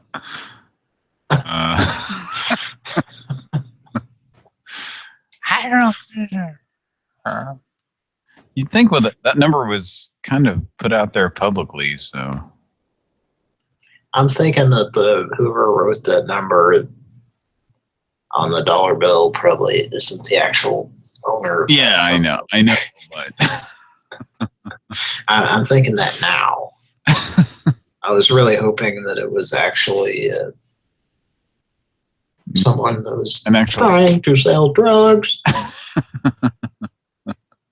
An actual drug dealer.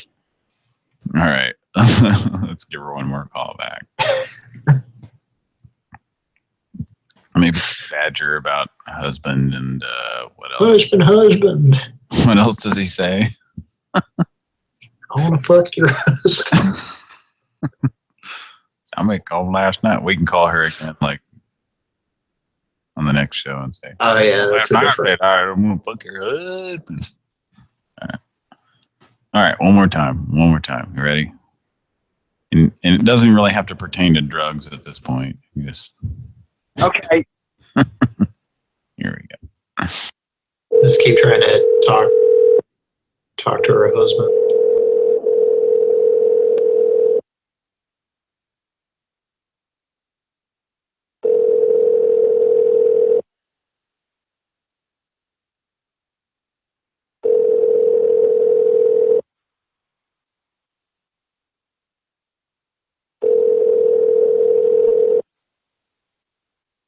Hello. Hello. Hello. Yes.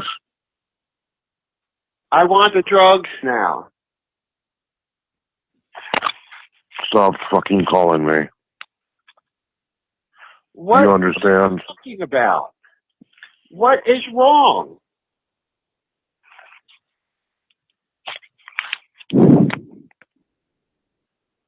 Why are you upset?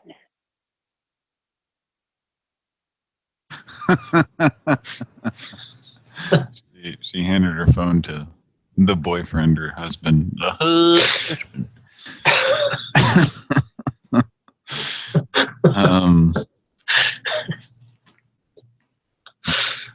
Should we call back? That guy is such a goober. Like, hearing him talk to that angry guy. Just next call with, why are you upset? When he answered.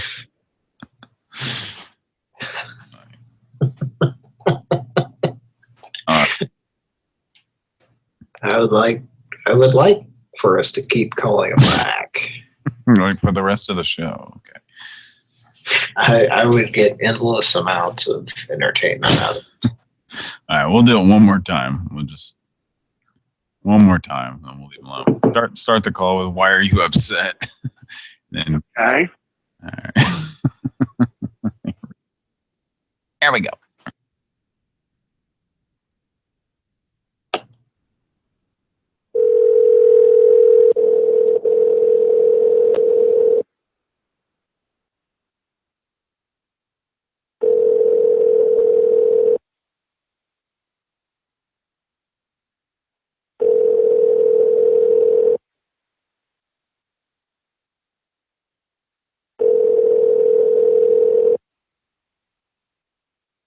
Your call has been forwarded. That's disappointing. Yeah. Well, maybe they'll call us back. Why are you speaking to me like that? Keep that soundboard handy in case they call us back. So. What you meant to me? It makes me wonder what the context of why he was speaking like he was talking to someone who didn't understand English or something. Why are you saying that to me? Why are you saying this to me? Why are you saying that to me? What a generic question to ask. Because that's how I'm trying to get you to know what I'm intending to communicate. I understand you. I thought you was my brother at first, but go ahead, man. I've never heard that quote. Pran Funkels will be right back. And now after this word from our sponsor. We'll come back after this. What kind of shoes do you wear? Pumps. I can't wait to meet you. There's a Roy Rogers on Main. Maybe they're at 6. I'll be in a red convertible. Bye. Soon, Roy Rogers will become Hardee's. We're keeping Roy's delicious chicken and adding breakfast biscuits. Yo, babe. Is there a Roy Rogers around here? Roy Rogers? It'll seem confusing at first, Never heard of it. but you'll thank us later. That's the commercial where with Gillian Anderson, where she basically blows off this creep that she was going to have a blind date with. And lucky for her, the Roy Rogers that she was going to meet this guy in front of, which did people really fucking do that in the 90s? That seems kind of weird. Like, that seems that's where everybody takes their date is to Arby's. no, that's where they were meeting. It doesn't necessarily say she was going to eat there. But They were going to meet up and have a roast beef sandwich. yeah. I think we talked about the commercial. The commercial's really funny. It's like one of those early 90s commercials where there's a scene in it where the guy Hardee's, I'm sorry. well, yeah, it's like they're talking about how Roy Rogers is changing to Hardee's, and like there's a scene in it where a guy is standing there, like supposedly kind of pretending to direct the crane operator on where to put the fucking Hardee's sign. He's like doing these motions like, no. Oh, not right there. Oh my God. Oh, no, there. Back it up. Oh, shit. What are you, fucking crazy? So, anyway, but I guess what I take away from this whole thing is like the first line of the commercial, and whoever directed this commercial was probably thinking the same thing, that, you know, in the same vein as movies, those, I don't know, I can't think, but the movies where, you know, like Big Lebowski, where you go back and you pick up things the second time and third times you see the movie. In this commercial, if you think about the first line of the commercial where he says, "What kind of shoes do you wear?" It's just like super creepy. What the fuck is it? So you go back to that and go, this guy was a fucking creep to begin with, right? So she was right to like blow him off. So then he pulls up at, you know, the intersecting streets where she told him to meet her, and he says, "Hey, you seen a Roy Rogers?" And she says, "Never heard of it," because evidently he's like way into pumps and likes to stick them in his ass or something. I don't know. So something weird going on there. Yeah. Kara says, yeah, because the guy wouldn't know her voice. And I was thinking that as I was listening to this. All right. So anyway, it's a really funny commercial, though, with Gillian Anderson of The X-Files. And it's from like 91 or 90 or something. And she's supposed to be meeting this guy on a blind date. And he's some greasy fuckface who's into her pumps or something. I don't know. So, all right. Let's get on with the show, shall we? It's a special episode of Pran Funkels. I don't always drink on the show, but when I do, a show like this one, I don't know. And it's not Dos Equis. It's no, never. It's fucking, I don't drink that shit. Oh, yeah.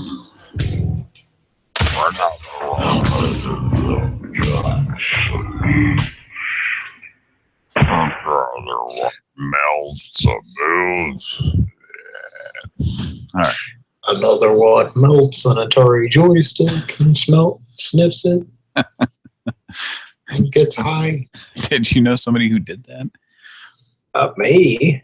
Oh, Alf. That's how all the cool kids get high.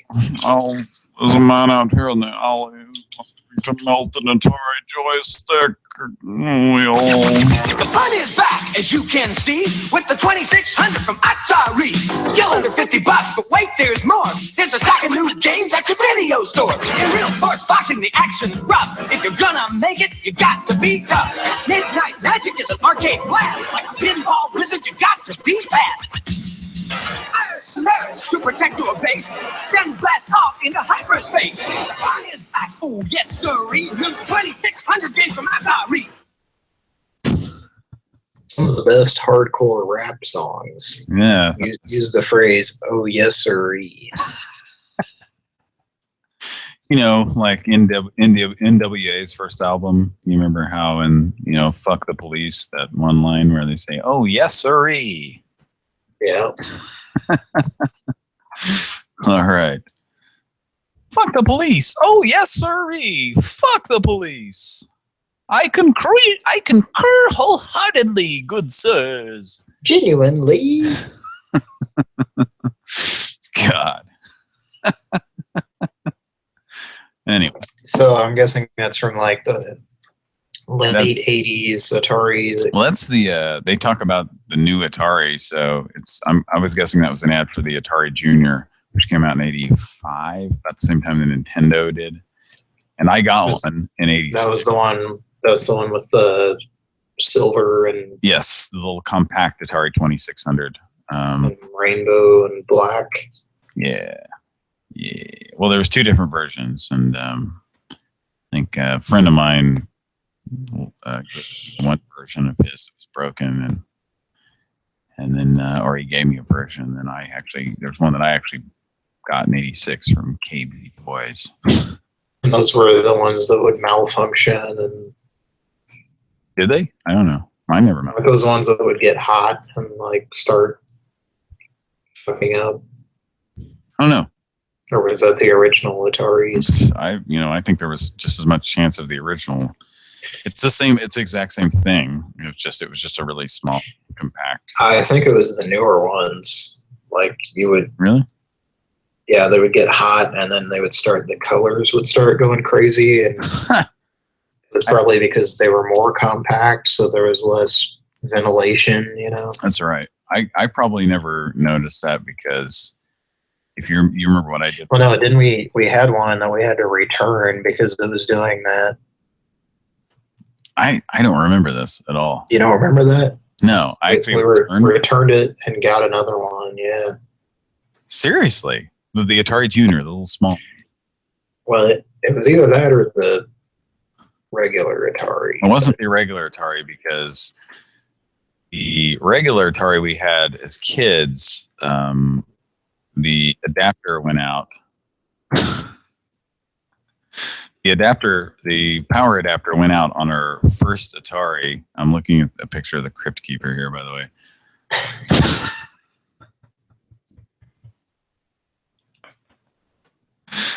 Anyway, the story behind the Ataris that Cody and I had as kids, or the first Atari was that our parents bought us originally. Was the power adapter died, so they bought one of those switchable voltage power adapters, and we were like little kids and we had no idea. So we just one day I was just like, oh, and I just started switching around the voltage on it, and I noticed that the games were doing weird shit, it was like, oh wow, look at that, and it was just doing some crazy malfunctioning shit, and then we just fried it. We fried our original Atari, so. Not long after that. Game over, man. It's game over. Exactly. And then not long after that,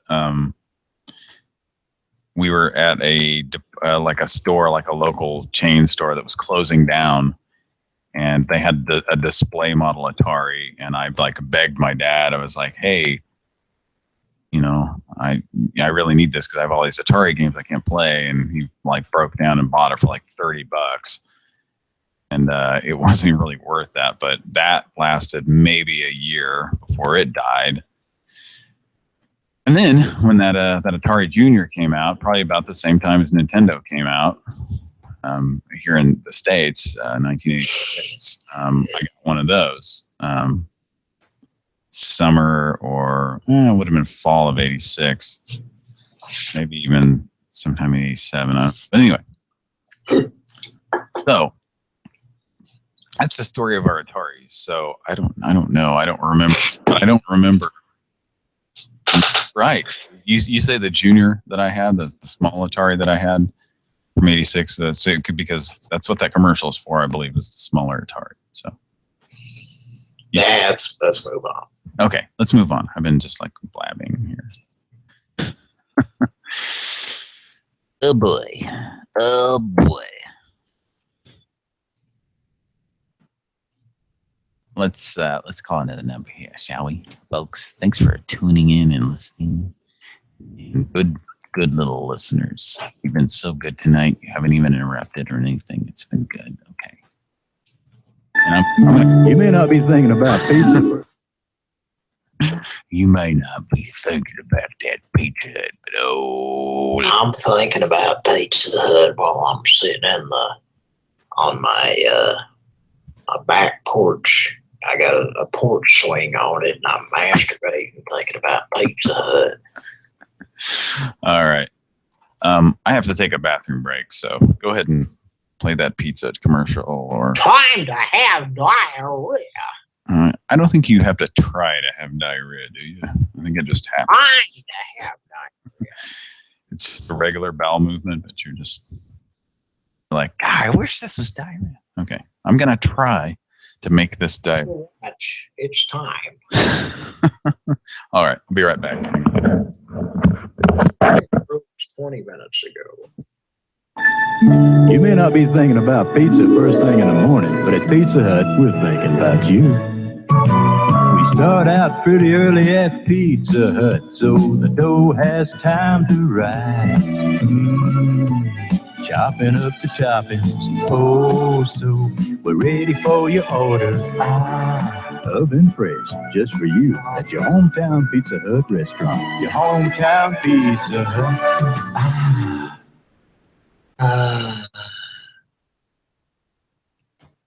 I'm glad he got all of his jollies out of his system, making that commercial. Thinking about Pizza Hut customers. We're thinking about you. We're thinking about you.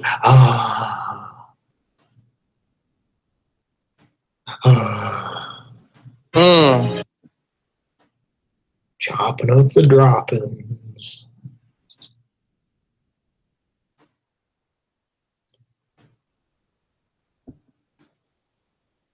Pran Funkels. Here's an awkward moment. Brought to you by Pran Funkels. I like scrotum. What's that, Patrick? I like scrotum. Any scrotum or Charles? I like that. I like Charles Scrotum. You know what I think about scrotums? It's the perfect scrotum.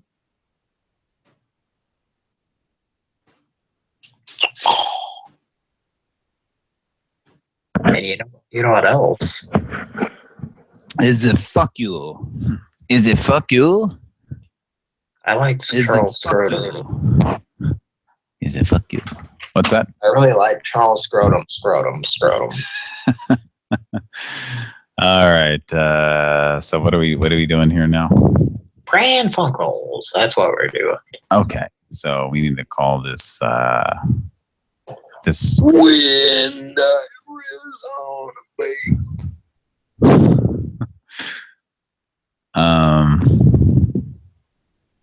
okay. All right, just make sure. Okay, so this is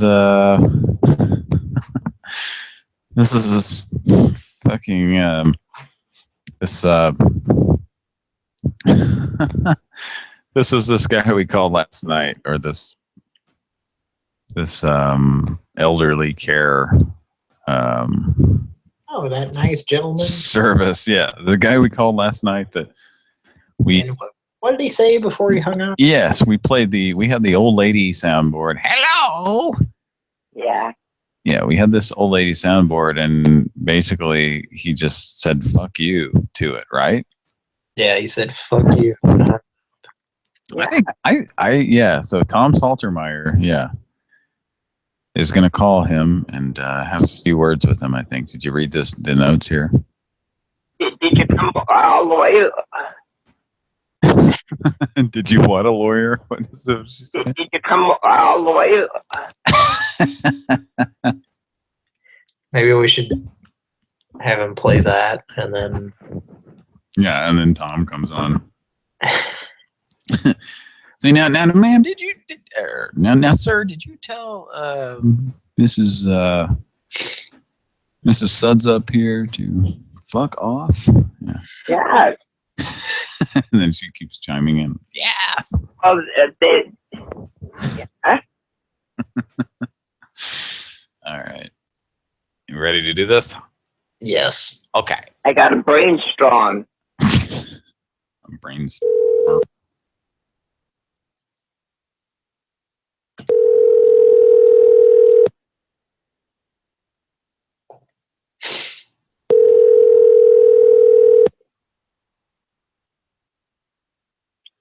Thank you for calling Bright Star Care of Encinitas.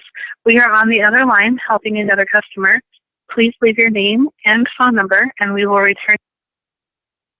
All right. Let's call again. Try to press 0. Oh, press 0? I think that's just a straight. Button.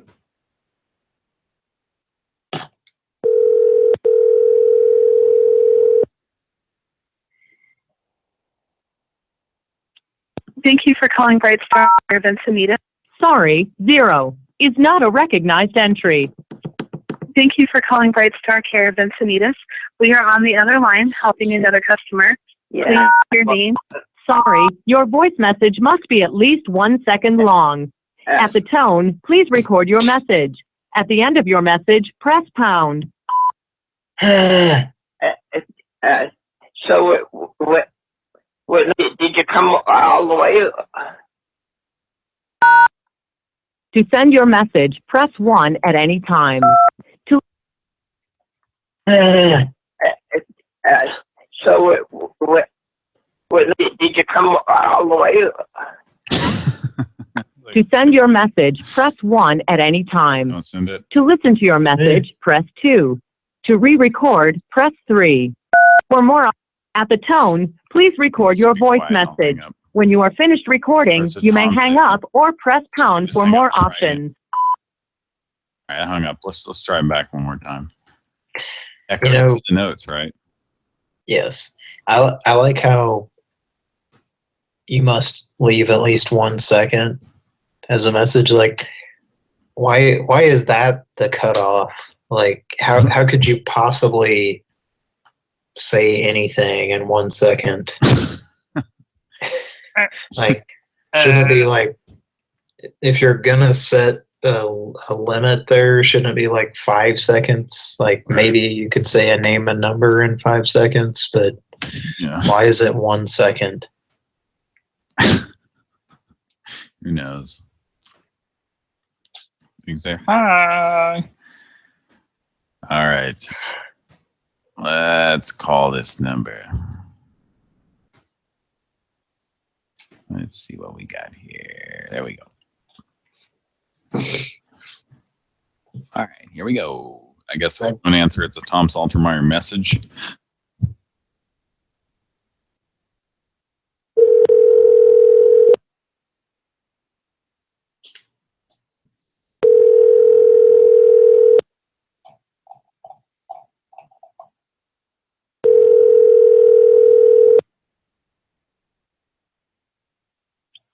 Thank you for calling Bright Star Care of Encinitas. We are on the other line helping another customer.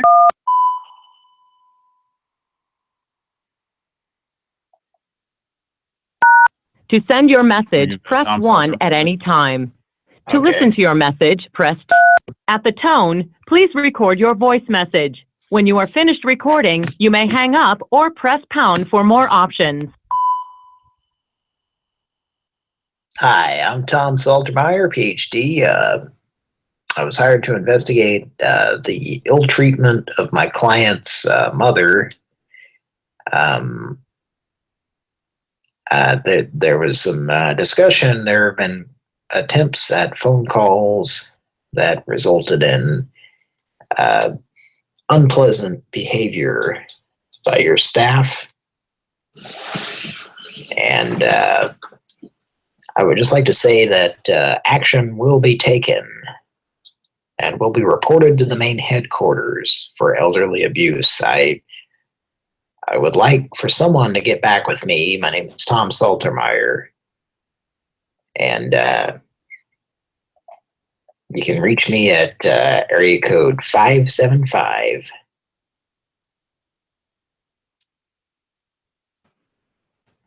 To send your message, press 1 at any time. To listen to your message, press 2. To re-record, press 3. At the tone, please record your voice message. When you are finished recording, you may hang up or press pound for more options. Hi, Tom Saltermeyer, PhD. I'm representing a client whose mother has been treated in an unprofessional manner.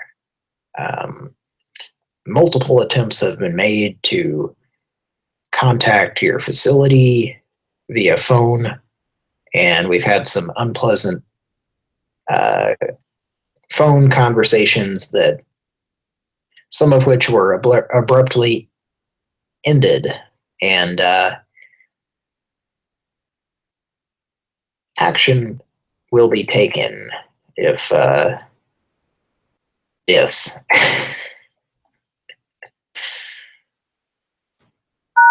To send your message, press 1 at any time.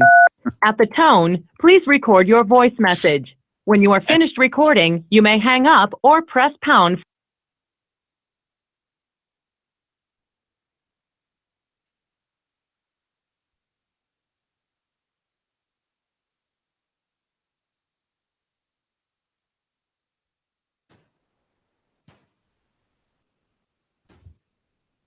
Hey.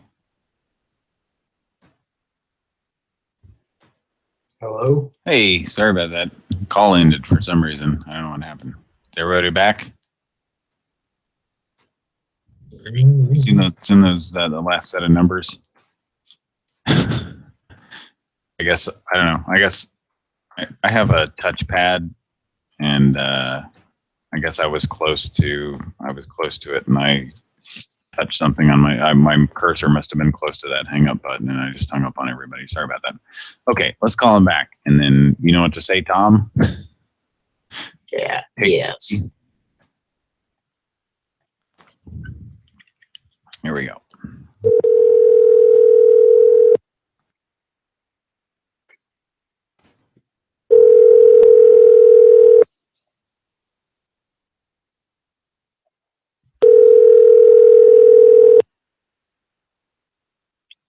Thank you for calling Bright Star Care of Encinitas. Hi, Tom Saltermeyer, PhD. I'm calling on behalf of my client whose mother has been treated in an unprofessional manner. We are considering taking action. There's some incidences that might be reported to their main headquarters for elderly abuse. To send your message, press 1 at any time. To listen to your message, press 2. To re-record, press 3. For more options, press 4. To cancel, press star. At the tone, please record your voice message. When you are finished recording, you may hang up or press pound for more options. Hi, my name is Tom Saltermeyer. I was asked to investigate an incident where one of my clients' parents was treated in a very unprofessional manner after several attempts to contact someone at your center there. Certain expletives were used. The calls were dismissed, released.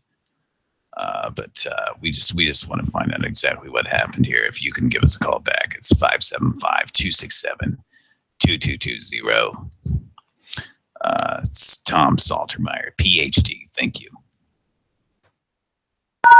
To send your message, press 1 at any time. To listen to your message, press 2. To re-record, press 3. For more options, press 4. To cancel, press star.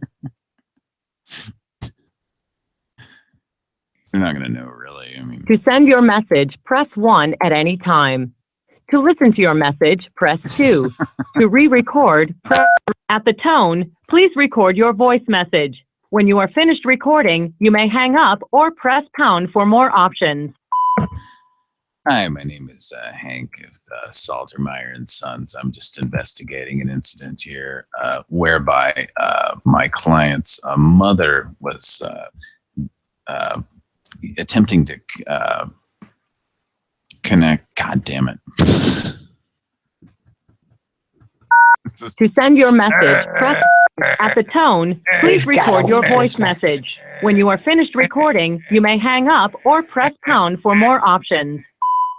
Hi, my name is Hank. I'm calling from Saltermeyer and Sons. I'm just investigating an incident whereby one of our clients' mothers was trying to contact one of your staff there, and was the situation was handled in a very unprofessional manner. There was some expletives used. We're looking into this incident. Maybe thinking about taking some action. So if you can give us a call back, it's 575-267-2220. We would appreciate it if you give us a call back. Thank you. To send your message, press 1 at any time. To listen to your message, press 2. To re-record. Hi, my name is Hank. I'm calling from Salt and Iron Sons. I'm just investigating an incident whereby one of our clients' mothers was trying to contact one of your staff there, and the situation was handled in a very unprofessional manner. There was some expletives used. We're looking into this incident, maybe thinking about taking some action. So if you can give us a call back, 527-2220.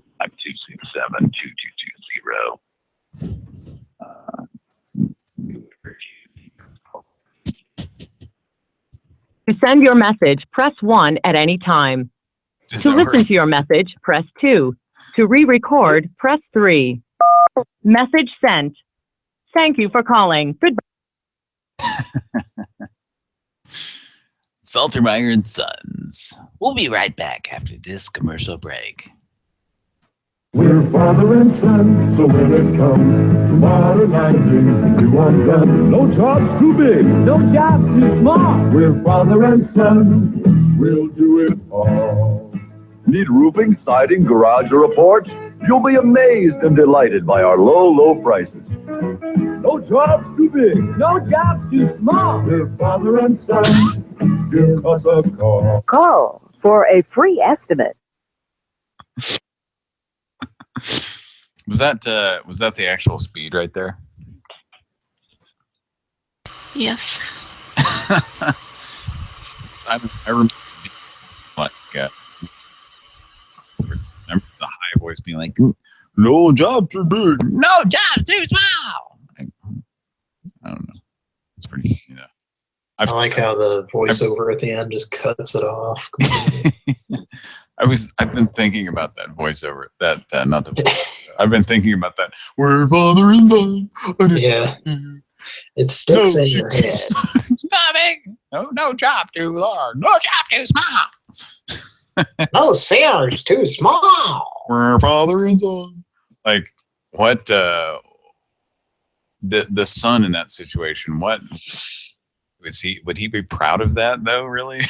I'd be like, I'm the guy with the high voice, you know. I don't know. It's just extremely silly to me. Well, ironically, the guy with the higher voice looks sort of like Kevin's dad, the way he's dressed. It's a cartoon, right? Yeah, I'll send it. Let me find it. He looks like Kevin's dad, the small guy. Oh, he's it's all animated. He's dressed like him, I guess. Man, I'm short with the sleeves kind of rolled up.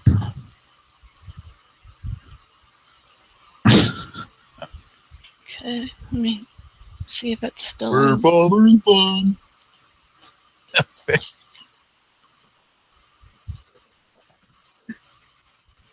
I'm trying to find it. My computer's just slow. I know I'm just drunk, but that commercial is just so ridiculous. Even when I'm sober, like I said, I've thought about that commercial just like recently. Like, no job's too small. This job is too small. We're not going to be able to take your money and do this easily. I'm sorry. This job's too small. It's popped into my head a lot recently for some reason. Me too. It's a ridiculous commercial. Like the audio. Never even seen the video. But I just think of like you know, one of the Bobs from Devo or something. Singing the PhDs love Arby's. Wow. Black, black, black. People with gastrointestinal problems love Arby's. DJs love Arby's. LPGs love Arby's. You and I love Arby's. You and I love America's roast beef. Yes, sir. VIPs love Arby's. DDSs love Arby's. You and I love roast beef at Arby's. You and I love roast beef at Arby's. Tender and juicy. America's roast beef. Yes, sir. Roast beef. All right. So take it away. Roast beef. Would you? Yeah. All right. You can play Father and Son. You see it there in the chat. Go ahead and play it, and we'll hear it. A really good animation. Just tell me to say 3, 2, 1, and then press play. Do you see it in the chat? Wait, am I? Yeah. You see it there in the chat, Father and Son Construction Company? Well, I can't really do that. You can't press play on there? I'm wearing headphones now. Yeah, but okay. So it won't go through your thing. Okay, yeah. Yeah. Didn't know that. That's okay.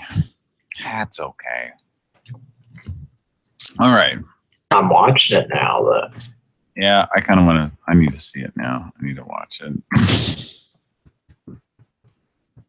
I've seen like 0.5 seconds of it. Okay. The son looks a little bit like Kevin Nealon or something. Yeah.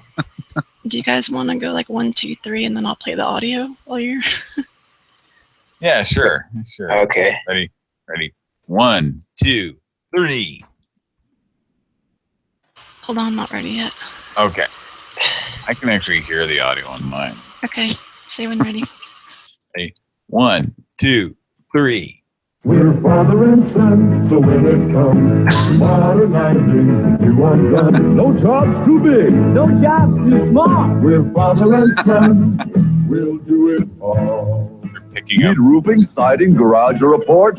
You'll be amazed and delighted by our low prices. No job's too big, no job's too small. We're father and son, give us a call. Call for a free estimate. Second time around, he says, "Good job, so small." What is it? What's it say at the bottom of the screen? Something strange there. Some towns or something. I don't know. It's really weird. There's a related video that's another commercial from 1988. Same company. You're picking up stories of a house and stacking it onto the house or something. But it's just a ridiculous nonsensical commercial there. So, all right, so let's. But we probably should we should do what a good improv group does and further the story here. We should further the show, though, should we? Oh, okay. Yeah, the 1988 version. The audio is a lot better, and the animation is better as well. Yes. Are they still father and son though, or do they break? Yes. Oh. There's just something really weird about that. Like, who cares? I don't know. It still sounds like Jake Holmes as the son. You can have a company and have family working for the company without making a big deal out of it. And I don't know. That sounds like Jake Holmes, huh? Sounds a lot like him, yeah. When it says, no, is it the same song? Yeah. Too small.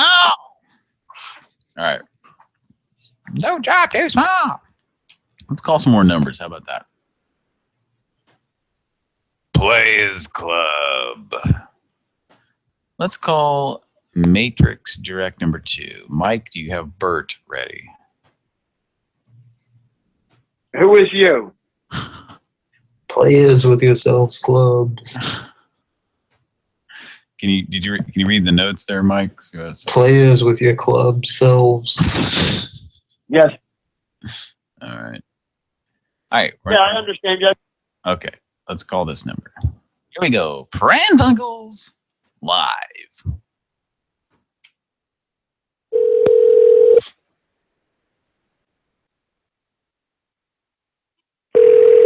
Thank you for calling. To ensure proper handling, this call may be recorded. Please stay on the line to continue.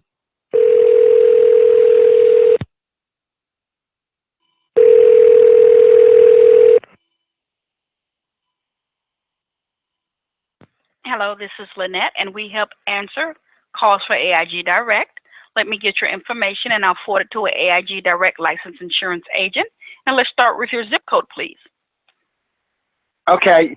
Hello. Yes? Yes? What is wrong? I'm trying to help you. Are you calling for AIG today? Why are you upset? No, I'm not upset. I'm trying to help you. Okay. Okay, so all I need is Who your are zip you? code, and we can get started. Who is you? My name is Lynette. This is AIG Direct. Okay.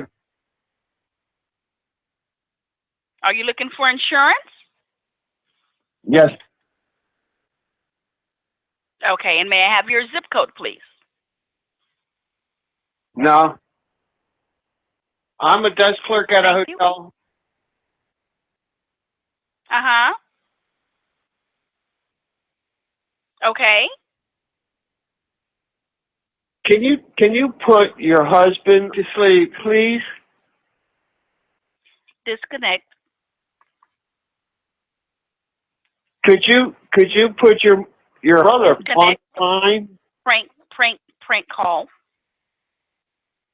Your brother, I want to talk to him. Put him on the phone. Give him your drugs so I want you to give him the drugs now. And prank. Where's the bomb siren or whatever it is?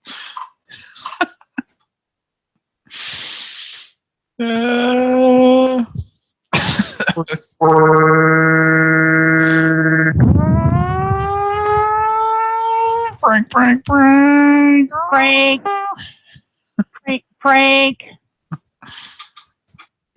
This Kara stepped away. Yeah. What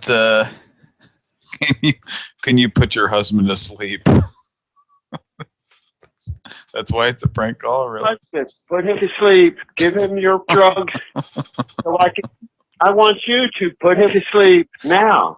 I think we should call back and say that right there to her. Your husband put him to sleep. As soon as they answer, say that. Okay. All right, here we go.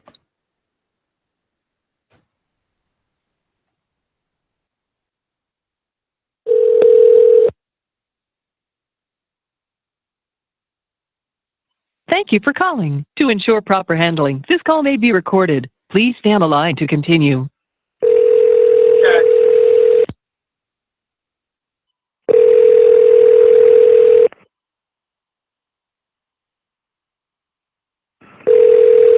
Hello, this is Lynette, and how may I help you? Your husband, put him to sleep. Give him your drugs. Disconnect for prank caller. Disconnect for prank caller. Put him to sleep now. Please.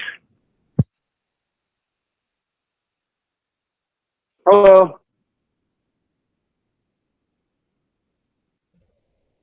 Why are you upset? Why are you upset? What's wrong? Yeah, she didn't buy any of our shit here, so. Oh man. No, Kira, we had this lady we just called just now said disconnecting to prank, and so yeah, she actually said prank. So or Where's our, air raid siren? Frank. Where's our air raid siren? Frank. We should call her back and play that. The air raid. Frank. Just a fucking taunt. Oh, Cody's still cracking him open. I'm done. I'm done drinking for tonight. I'm telling you. I'm good, I think. There's the prank alarm if you want it, Mike. I don't know. I think it'd be funny to call her back and just play that as soon as she answers. Yeah. What do you guys think? I That's exactly what she's doing. Okay, have you got it, Mike? Let me know when you've got that prank alarm wave. What was it? Huh? It's in the chat. The prank. Oh, okay. Yeah, prank alarm. Yeah. Download that or whatever you have to do. And then as soon as she answers, we'll just play this. Or if you can you play stuff that's not in a soundboard? Yes. No. Not a big deal. Yeah, I'm ready. Okay. I'm kind of tired if you can't tell. All right, so one more call here.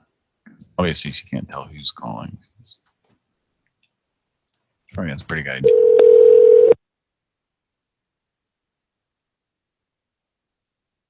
Thank you for calling. To ensure proper handling, this call may be recorded. Please stay on the line to continue.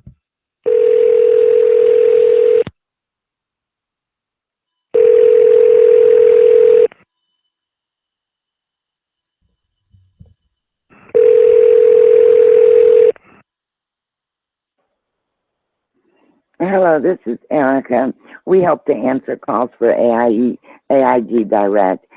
And what I'll do is get your information and forward it to an AIG Direct licensed insurance agent. May I start with your zip code, please? Can you put your husband to sleep, please?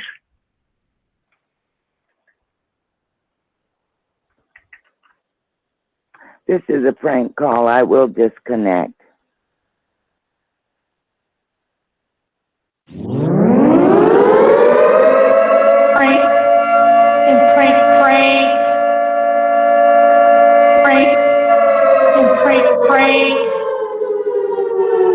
Okay, they hung up, but I'm going to call back. Keep that ready. I'm calling back. That was the same lady. Thank you for calling. It wasn't. To ensure proper handling, this call may be recorded. Please stay on the line to continue.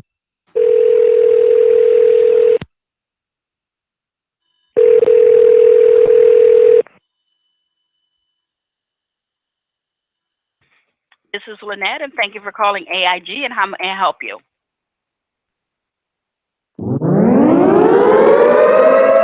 The next prank call.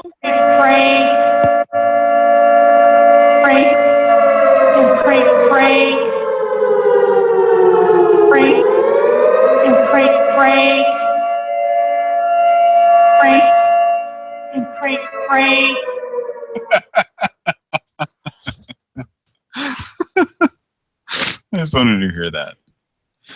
It acted like they were still on for a while. I know.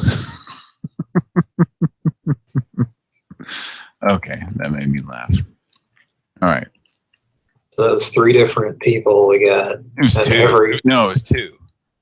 We got Lynette like 4 times, and we got the last time we called, we got that other, whoever the hell that was. That was different. Okay. Altogether. So this time it was the same one from. Yeah. It was who we thought we were going to get last time. So. Yeah, and she's like, prank call. Like, no kidding, we're playing it for you. You heard that too, at least some part of it. Prank. All right, moving on. This is one of these. We'll be right back after this. Oh, that's right. Moving right along. Pran Funkels will be right back after this very special message. Who's got less sugar? The unthinkable taste of Cheerios. Even less sugar than all of those. See how they flow, don't even know die. The unthinkable taste of Cheerios. With less sugar than Kellogg's Frosted Flakes, Raisin Bran, even Rice Krispies and Corn Flakes, we're unsinkable. Are you guys through? Unsinkable. Oh, Cheerios. No, is some mental patient talking to his Cheerios there? What's happening? It looks like it. Down. Certainly looks like it. Sounded like Alan Thicke singing there.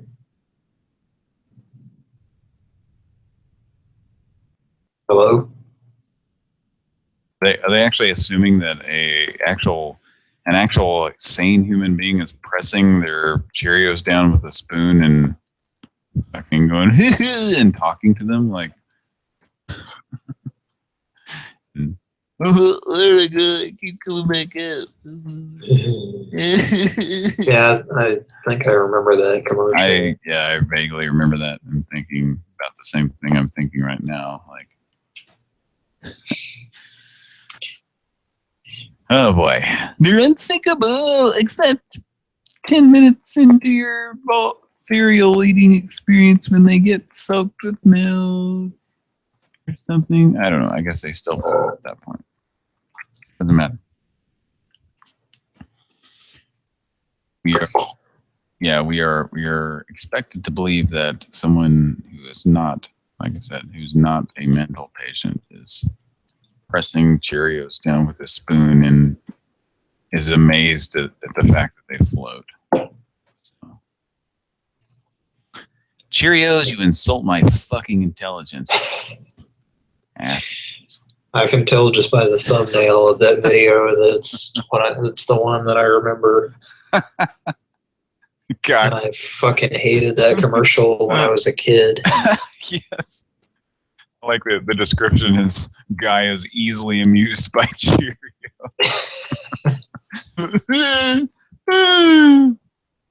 That's just the tip. Keep coming back up in my bowl. What a fucking idiot. Like, what do they think the average IQ is of people who eat their cereal? You know, like 50. Okay, I'm watching it now.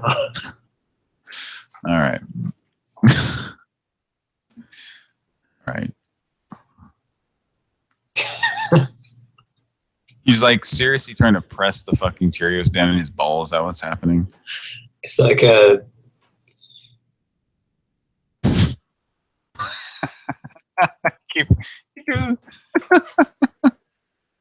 He's like a special needs Albert Brooks. We're gonna watch it together. What? Here was gonna play it while we watch it. Oh, sorry about that. Oh, okay. I already watched it, but the guy, the parts where he's like coming up from behind. I have it queued up. Okay. Yeah, I have it queued up too. Like it's a Charlie Brown character is falling down. Linus is falling on his ass for some reason at the beginning of this. You have to give it a few seconds and then pause it. Okay, well, I'm like, okay. Are we ready? Yes. Let her rip. And you want me to say 1, 2, 3? Yes. 1, 2, 3. Who's got less sugar? The unthinkable taste of Cheerios. Even less sugar than all of those. See how they flow? Don't even know die. The unthinkable taste of Cheerios. With less sugar than Kellogg's Frosted Flakes, Raisin Bran, even Rice Krispies and Corn Flakes, we're unsinkable. Are you guys through? Unsinkable. Are you guys through? No, they'll be through when you shit them out. That's when Oh, you guys are alive and I'm about to eat you. What in the fuck? He says Debbie. Is that what he's saying? I guess. He's yelling at his imaginary friend. Oh, The God. world's dumbest cereal eater. I know. Man, we thought the Milky Way guy was kind of a dope. This guy, I'm telling you.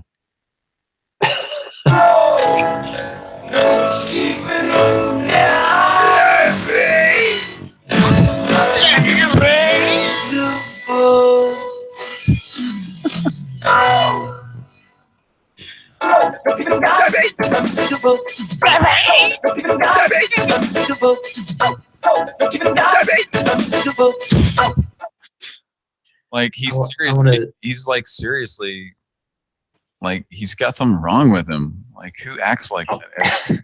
Did they just sit like a guy down in front of a ball of Cheerios and like just said, "Hey, just do something," and then they just made a commercial based on that? Well, first they had a casting call for really dumb guys. Or Down syndrome people who like Cheerios and are amazed by them. I want to see the deleted scene where Debbie comes in after he yells for her and beats him with a switch. No, she just breaks up with him because he's too dumb. Because it's just not going to work. It's not going to work. You know, she's a marine biologist. She's an astrophysicist or something. She's a rocket scientilationist. She just doesn't see things working out between them. I don't think I would either if you don't have that. He's way too amused by Cheerios not sinking. I like the part where he's like he's inside a jet and it's taking off and he's like leaning back. That part, or the part where he's like, this is the ball and you don't see his head. It's like, he's like been hiding behind it the whole time, like, oh, Cheerios, what's gonna happen now? Like he was scared of them or something, and now he's hiding to see if when he peeks out on them they've actually sunk or something. I don't know. It's obviously the commercial is just moronic on so many levels. The ad campaign obviously was, let's make Cheerios look as exciting as possible. Oh,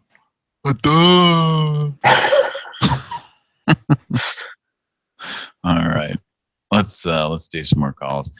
I'd say we probably finish out this list here, and we'll finish out this. I head straight for a Milky Way bar. And head straight for a Milky Way bar. Let's finish out this list here. I just point my head straight toward one.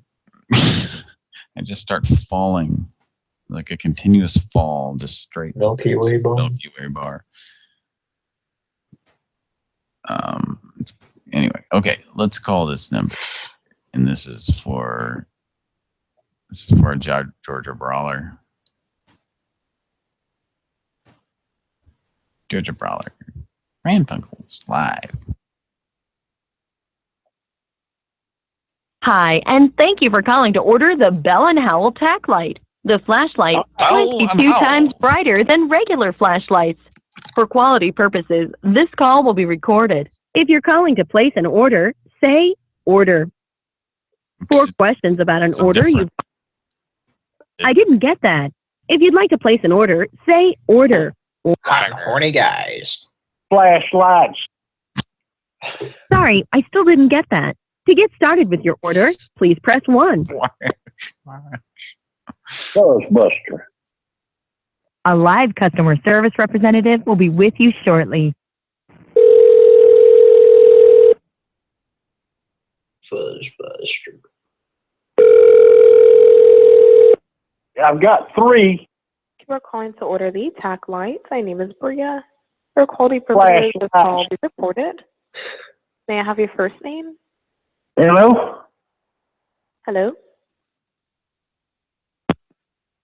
Hello? May I have your first name? Hello? Click. Yeah, she said hello and then hung up immediately. Like after 0.3 seconds, maybe? All right. I think it's time for a Pran Funkels. Hi, and thank you for calling to order the Bell & Howell tack light. The flashlight 22 times brighter than regular flashlights.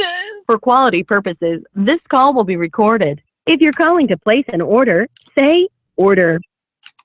For questions about an order you've already placed, say I didn't get that. If you'd like to place an order, say order or press 1. To get help with a Grizzly corn burger. Sorry, I still didn't get that. To get started with your order, please press 1. For questions about an order you've already placed, press 2. Or to get more information before placing your order, press 3. Hot and horny guy. A live customer service representative will be with you shortly.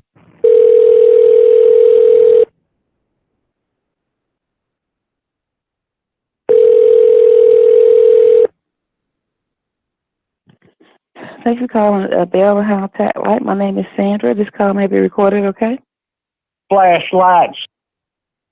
How can I help you? Flashlights. Okay, your first name? George? What's your name? My name is Sandra. The license is $29.99. What credit card do you want to use? Flashlights. $29.99. $10 each. It's $19.99 and $10 for the second one. It's $29.99. $50. It's $29.99. Well, that's a bargain. What credit card would you like to use?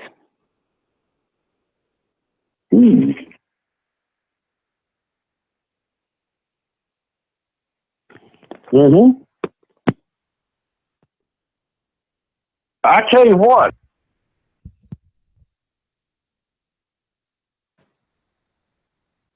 Hello? Yeah? Boy, they don't mess around, huh? Do they? We'll be right back after this commercial break. On Pran Funkels. Introducing Burger Time, the home video game where you're a chef being chased by food that constantly disagrees with you, like hot dogs that have a taste for revenge, Burger Time, eggs that don't turn over easy, and pickles that are very, very sour. Burger Time. Now for Intellivision, coming this fall for Atari 2600. Burger Time. From Mattel Electronics, don't be surprised if you were on the menu. If you were on the menu, Wait, so pickles? very sour pickles. Because I thought it was eggs and sausages. It's eggs and wieners, and yeah, there's pickles if you get on higher levels. Oh. Yeah, it's weenies and eggs. So that song, was that like an altered version of the Burger Time song that's played when you're... I don't know. Some.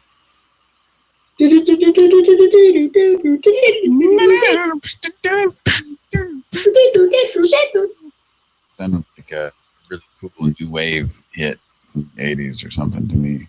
We heard a little bit of that again. Yeah, let me get it again. Let's see if it is It's definitely not. It's definitely not from any game. It was on a synthesizer, I think.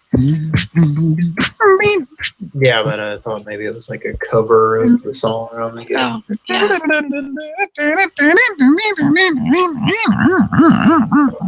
yeah, it's definitely a cover. And the pickles are pickle slices. Definitely. Yeah, like, yeah. On the game, I used to be able to get, you get to like level 3 or 4 or something. These little pickles start kind of falling down the screen. Like, I don't even think you can pepper them or anything. So. Introducing Burger Time, the home video game where you're a chef being chased by food that constantly disagrees with you, like hot dogs that have a taste for revenge, hot dogs have a taste, eggs that don't turn over easy, and pickles that are very, very sour. Burger time!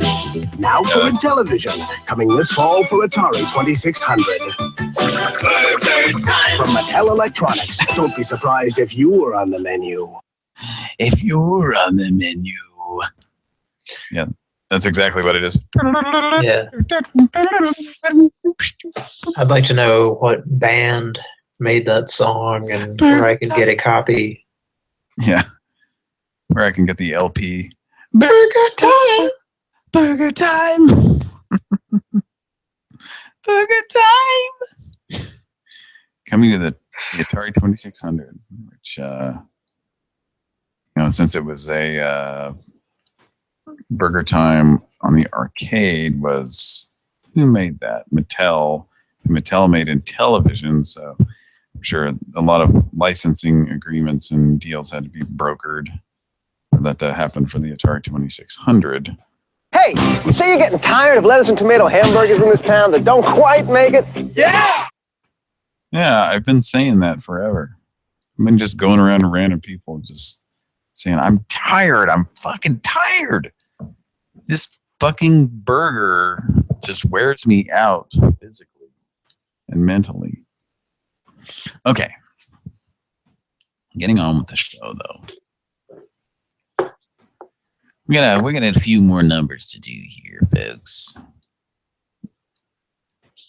And then we will say goodnight. But we got a few more numbers here.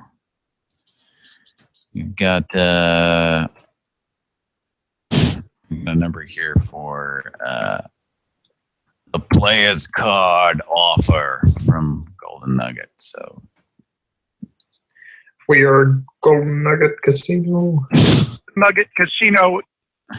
And we are one. Urinal. Urinal.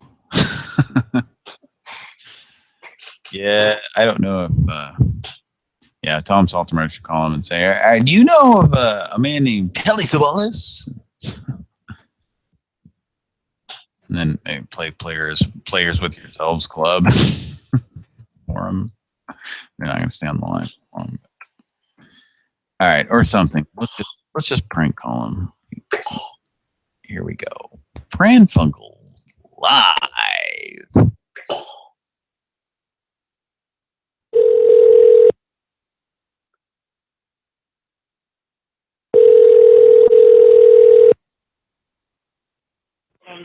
Golden Nugget Front Desk, Sabrina, how may I help you? Hello? Hello? Hello? Hello? That was the best Tom Saltermeyer call I've ever heard. Oh, I sorry, I didn't know. I didn't see the chat there. The chat log. You gotta here. Let's see. Let's see. I'm gonna copy it here. I'm gonna copy both these last two numbers that we're gonna call here. Sorry about that. Burger time.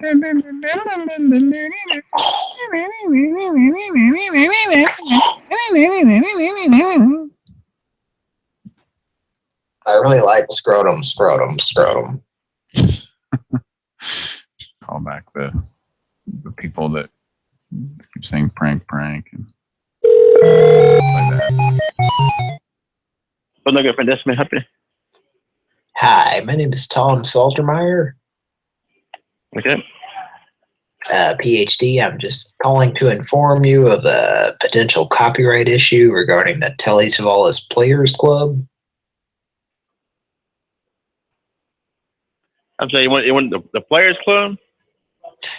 No, there's a copyright issue involving the Telly Savalas Players Club. I don't know one way or the other. What you want? I can talk. You want to talk to the Players Club, dude? I present you with Exhibit A.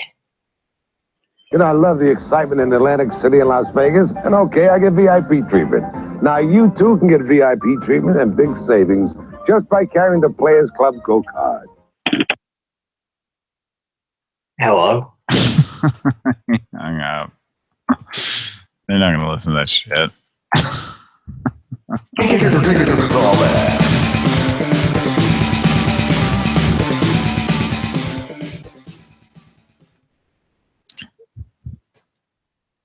right. Let's call him back.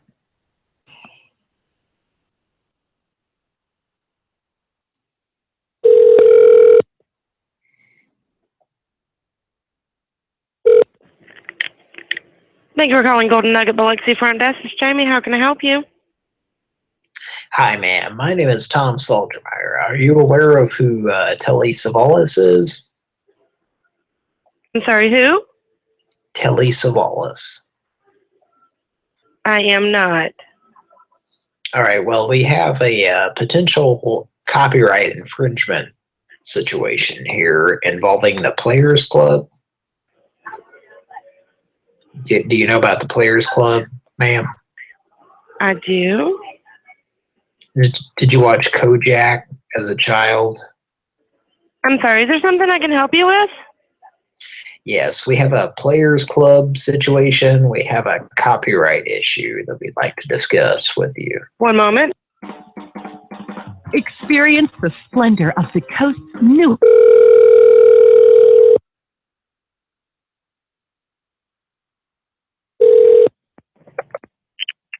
Main Cage, this is Lisa. May I help you? Hi, Tom Saltermeyer, PhD. I just had some questions about the Players Club. Okay, I can help you with that. Now, I had a couple of questions. Now, my client has insinuated there might be some copyright infringement issues. Are you aware of the Telly Savalas Players Club? No, I'm afraid not. What you probably have to do is call somebody during the day. Do you know who Telly Savalas is? Yes, I do know who Telly Savalas is. And his Players Club card. Hang on a minute. I'm in the middle of a major process. Just a moment. Oh, okay. Experience the splendor of the coast's newest hotel, the Golden Nugget Biloxi. Our 24-hour casino is the hot spot for all the best gaming action, featuring the latest and hottest slots and exciting table games. Featuring over 700 rooms and suites, many with a Gulf view, our rooms provide you a personal, luxurious getaway. Choose from a variety of delectable dining options or search for the perfect gift at one of our unique boutique shops. Leave the world behind and let the Spa and Salon refresh your mind, body, and soul. The Spa and Salon at the Golden Nugget Casino Hotel Biloxi features a full-service salon, luxurious amenities, and state-of-the-art workout facilities. Reservations recommended. Enjoy our newly remodeled buffet, featuring all of your favorite coastal cuisines, as well as new carving, sauté, and Italian stations, surrounded by an all-new modern design, serving breakfast, lunch, and dinner daily. Michael Patrick's Sports Cafe and Grill is your place to catch all the sports action, playing continuous sports and video poker action 24 hours a day, located in the hotel lobby. Starbucks has everything you need to jumpstart your day. Located just inside the main entrance of the casino, Starbucks serves up freshly made pastries and a large selection of gourmet coffee. Check out Rush Lounge, Golden Nugget's hippest hangout, located in the center of the casino. Rush Lounge features live entertainment, high-energy party pit, and is the ultimate place to be in the center of all the action to sip a cocktail in. All right, fuck that place. Right on my ass. Oh. They sent you to a pit bus at the casino. I say we call Sears and then we call it a night. It's going on 4 o'clock. We come back to this at some other point. Oh, that's wonderful. I don't think they give a shit at this casino. Yeah, next show, I think. Let's call Sears.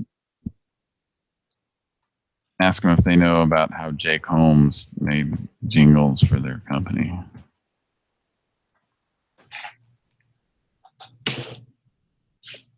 Thank you for calling. Or Karen. One moment, please. A representative will be right with you. This call may be recorded for quality assurance. Thank you.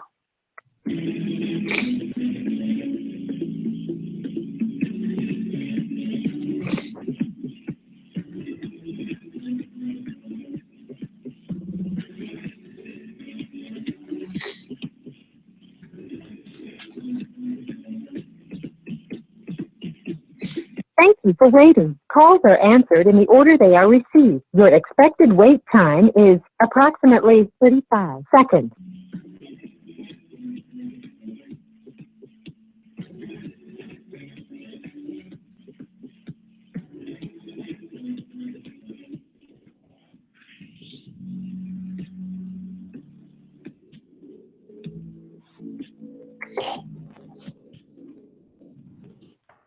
Let calling. This is Jim. How may I help you? Hi, Tom Saltmeyer, PhD. The fuck? Okay. Were you not loud enough there? He did, he had to have hung up the second I started to speak. What the fuck? I mean, you were a little quiet, but that's no reason to hang up immediately. That might not have been a hang up. What's that? That might not have been a hang up because they have pre-recorded hellos. That's right. That's right. That's right. And we had this a few weeks last time, didn't we? Yeah. Not Sears, but a few weeks ago we did. Yeah, it was like So it was playing someone. Acts like somebody says hello and hangs up on you. Yes, it's basically playing a greeting message and then hanging up. What a shitty company. I know. Well, if we can get somebody to hold on, this is the latest hold music here. Kellogg's Rice Krispies, the part of this complete breakfast that goes...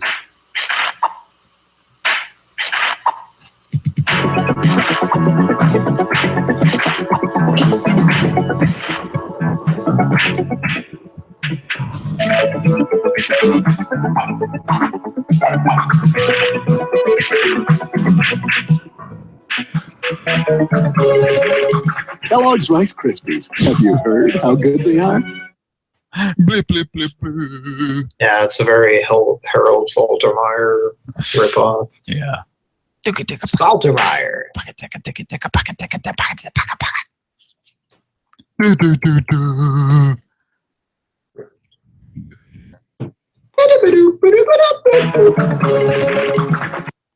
All right. So call back Sears or call back Players Club. We need to wrap this show. It's really late. Just I'm call really anybody. tired, and I'm sure you Anybody. folks are too. Yes. Yeah. Yeah. Yeah. Yes. Yeah. Yeah. Yeah. Yes. Yes. Yeah. Yeah. Yeah. Yeah. Definitely. Definitely. Yeah. Yeah. Hey. Hey. Yeah. Hey. Okay. Okay. Definitely. Yeah. Okay. Okay. Several of me's. Yeah. Like that. Funny stuff. Okay. Okay. Okay. Yes. Okay. Yeah. They're calling the J Shore. Let's call the Golden Nut Pancake House in Chicago.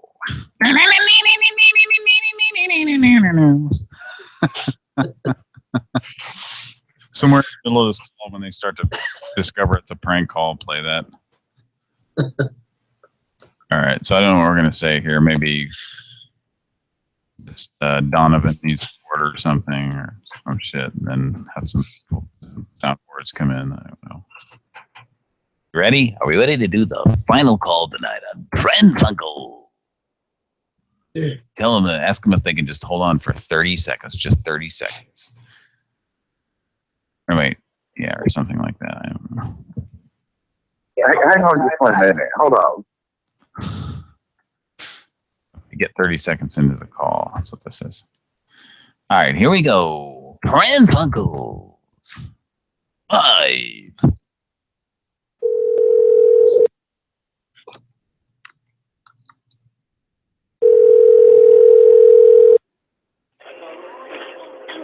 Golden Nugget. Yes, I had a couple of questions. Monsieur? The Sure. machine. Yes, are you there? I think they can't hear you or something. Is it quiet? Yeah, you are pretty quiet. Mouth right by the microphone, I guess. Okay, call back. Talk like Tom or something. It's all serious. And very clear. Not opaque. Or transparent. Thanks for calling Nugget. Hi, Tom Saltermeyer. This is the Golden Nugget. Yes. Now, this is the casino or the pancake house? This is a pancake house. All right, I had a couple of questions for you about the Beaver's Van. Okay. Now, the Beaver's Van plate, does that come with the bacon? What was your question? The Beaver's Van plate, it has 6 pieces of plywood on it. Is that what correct? plate are you talking about? It's the special breakfast item that has the 6 pieces of plywood, like the Dodge Caravan. No. What is included on that plate? The special is only Monday through Friday. And how much is it? For Monday to Friday, it's $7.99. And if you would like something like that, it will be charged more. All right. And what's on it? You got choice of bacon or sausage. It comes with hash browns, 2 eggs, choice of pancakes, French toast, or regular toast. Can you add a pancake on the hood of the van, or? You can add a pancake. It will be like $3.99 for a pancake. All right. Can you hold on for just a moment, please? ¿Dicen aquí o no? Can you hold on? Ajá. Okay. No me quiere ordenar y estoy haciendo muchas preguntas.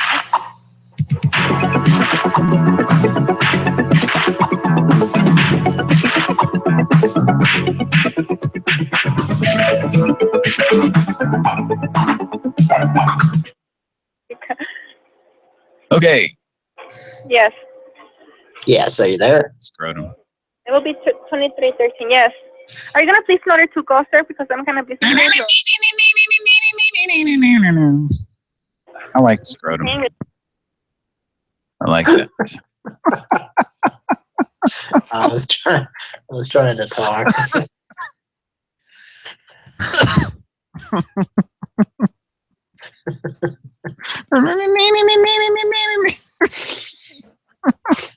I like scrotum. There's like a kind of an almost inaudible scrotum in there during the call too. Ridiculous. All right, I think it's about time for us to head on off to. Were we gonna call anybody back? I know, not on this show. Surprisingly, no. You know, didn't save any numbers and go. All right, what about the drugs number? We should call them back and do that. One last time, like that. Yeah. Which one was that? It was in the first list here. Let me see if I can find it. It was no. Well, we've disconnected since then, so it's I don't have that number anymore. It was the one with what was that? It was the. I don't remember. I don't have it anymore because, like I said, we disconnected and reconnected. So. It's no big deal. We can get it next time. We gotta call. Let's just give him a.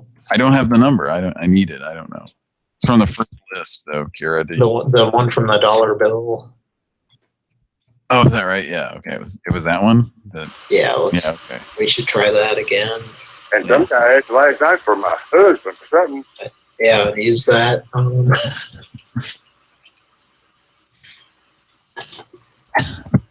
here we go. This is the real final call tonight. Pran Funkels, here we go. Using Mitch. Mitch.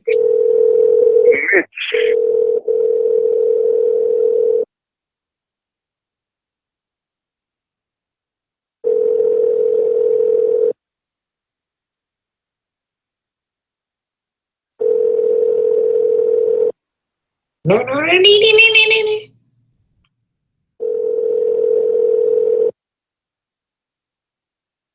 Your call has been forwarded to an automatic voice message. Yeah. It's Mitch. Not happening. Well, one more call back and then we're done for the night. It's almost.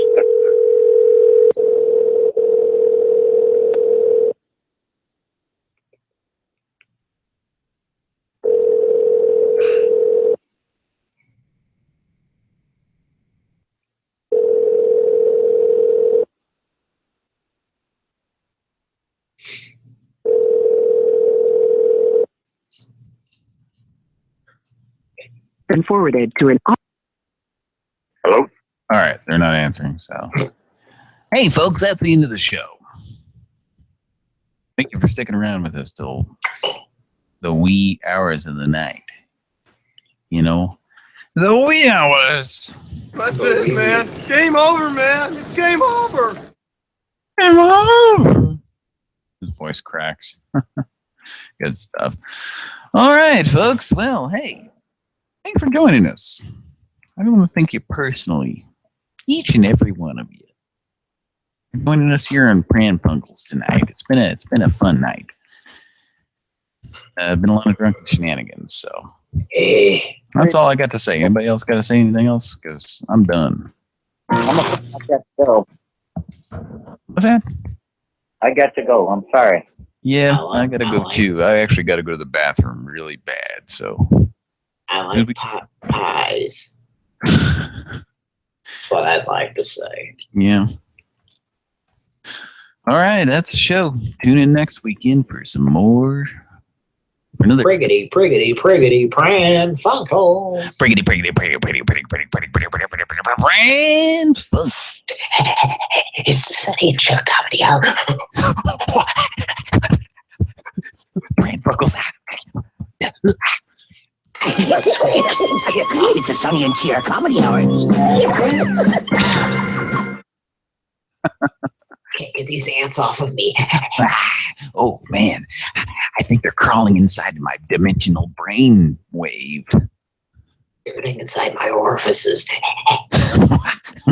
I kind of like it. All right. Thanks for joining us on the Sonny and Cher Kid Comedy Hour.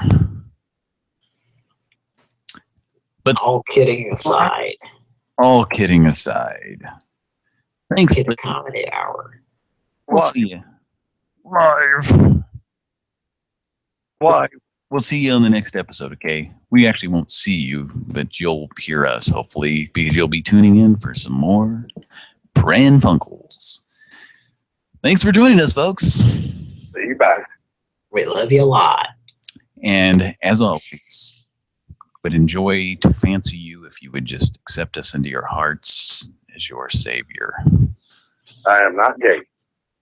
Okay. Oh, well, then never mind. Never mind. No, just scratch. Yes. Yeah, scratch all that. Thanks for listening, folks. Good night. Pran Funkels.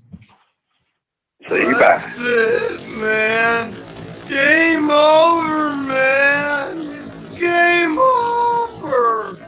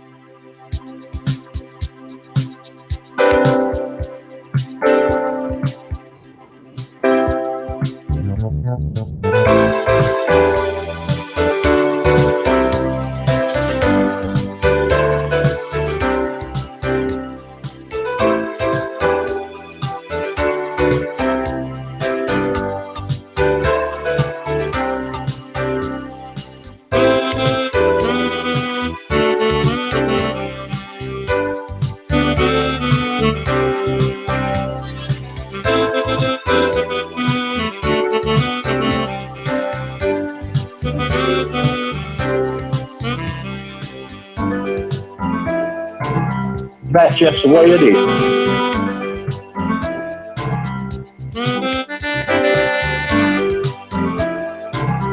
That's just the way it is.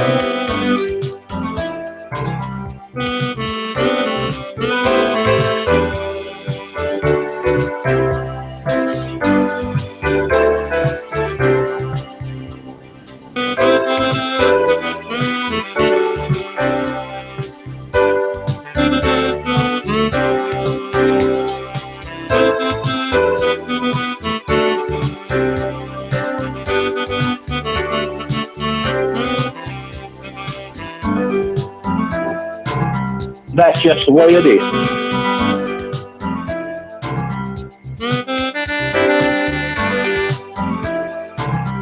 That's just the way it is.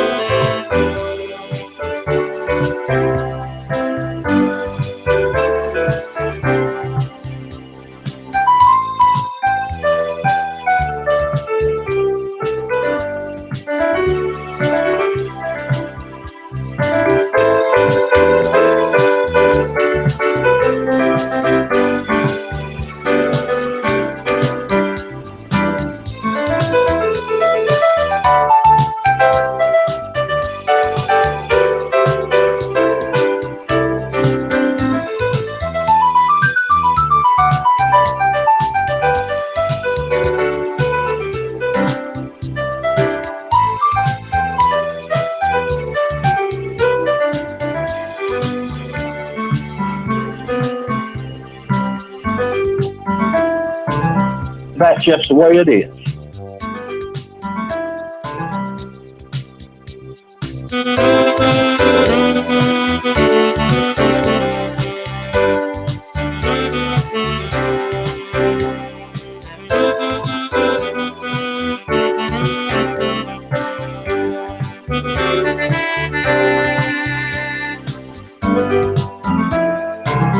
That's just the way it is.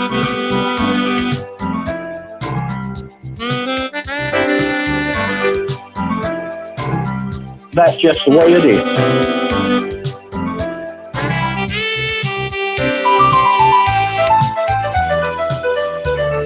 And the mosquitoes keep coming back.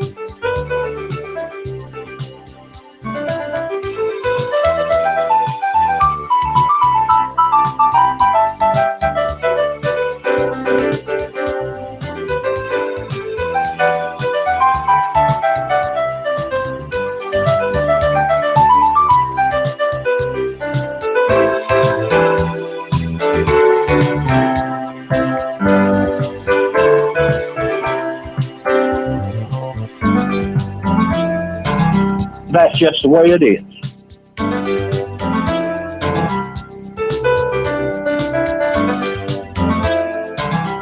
That's just the way it is.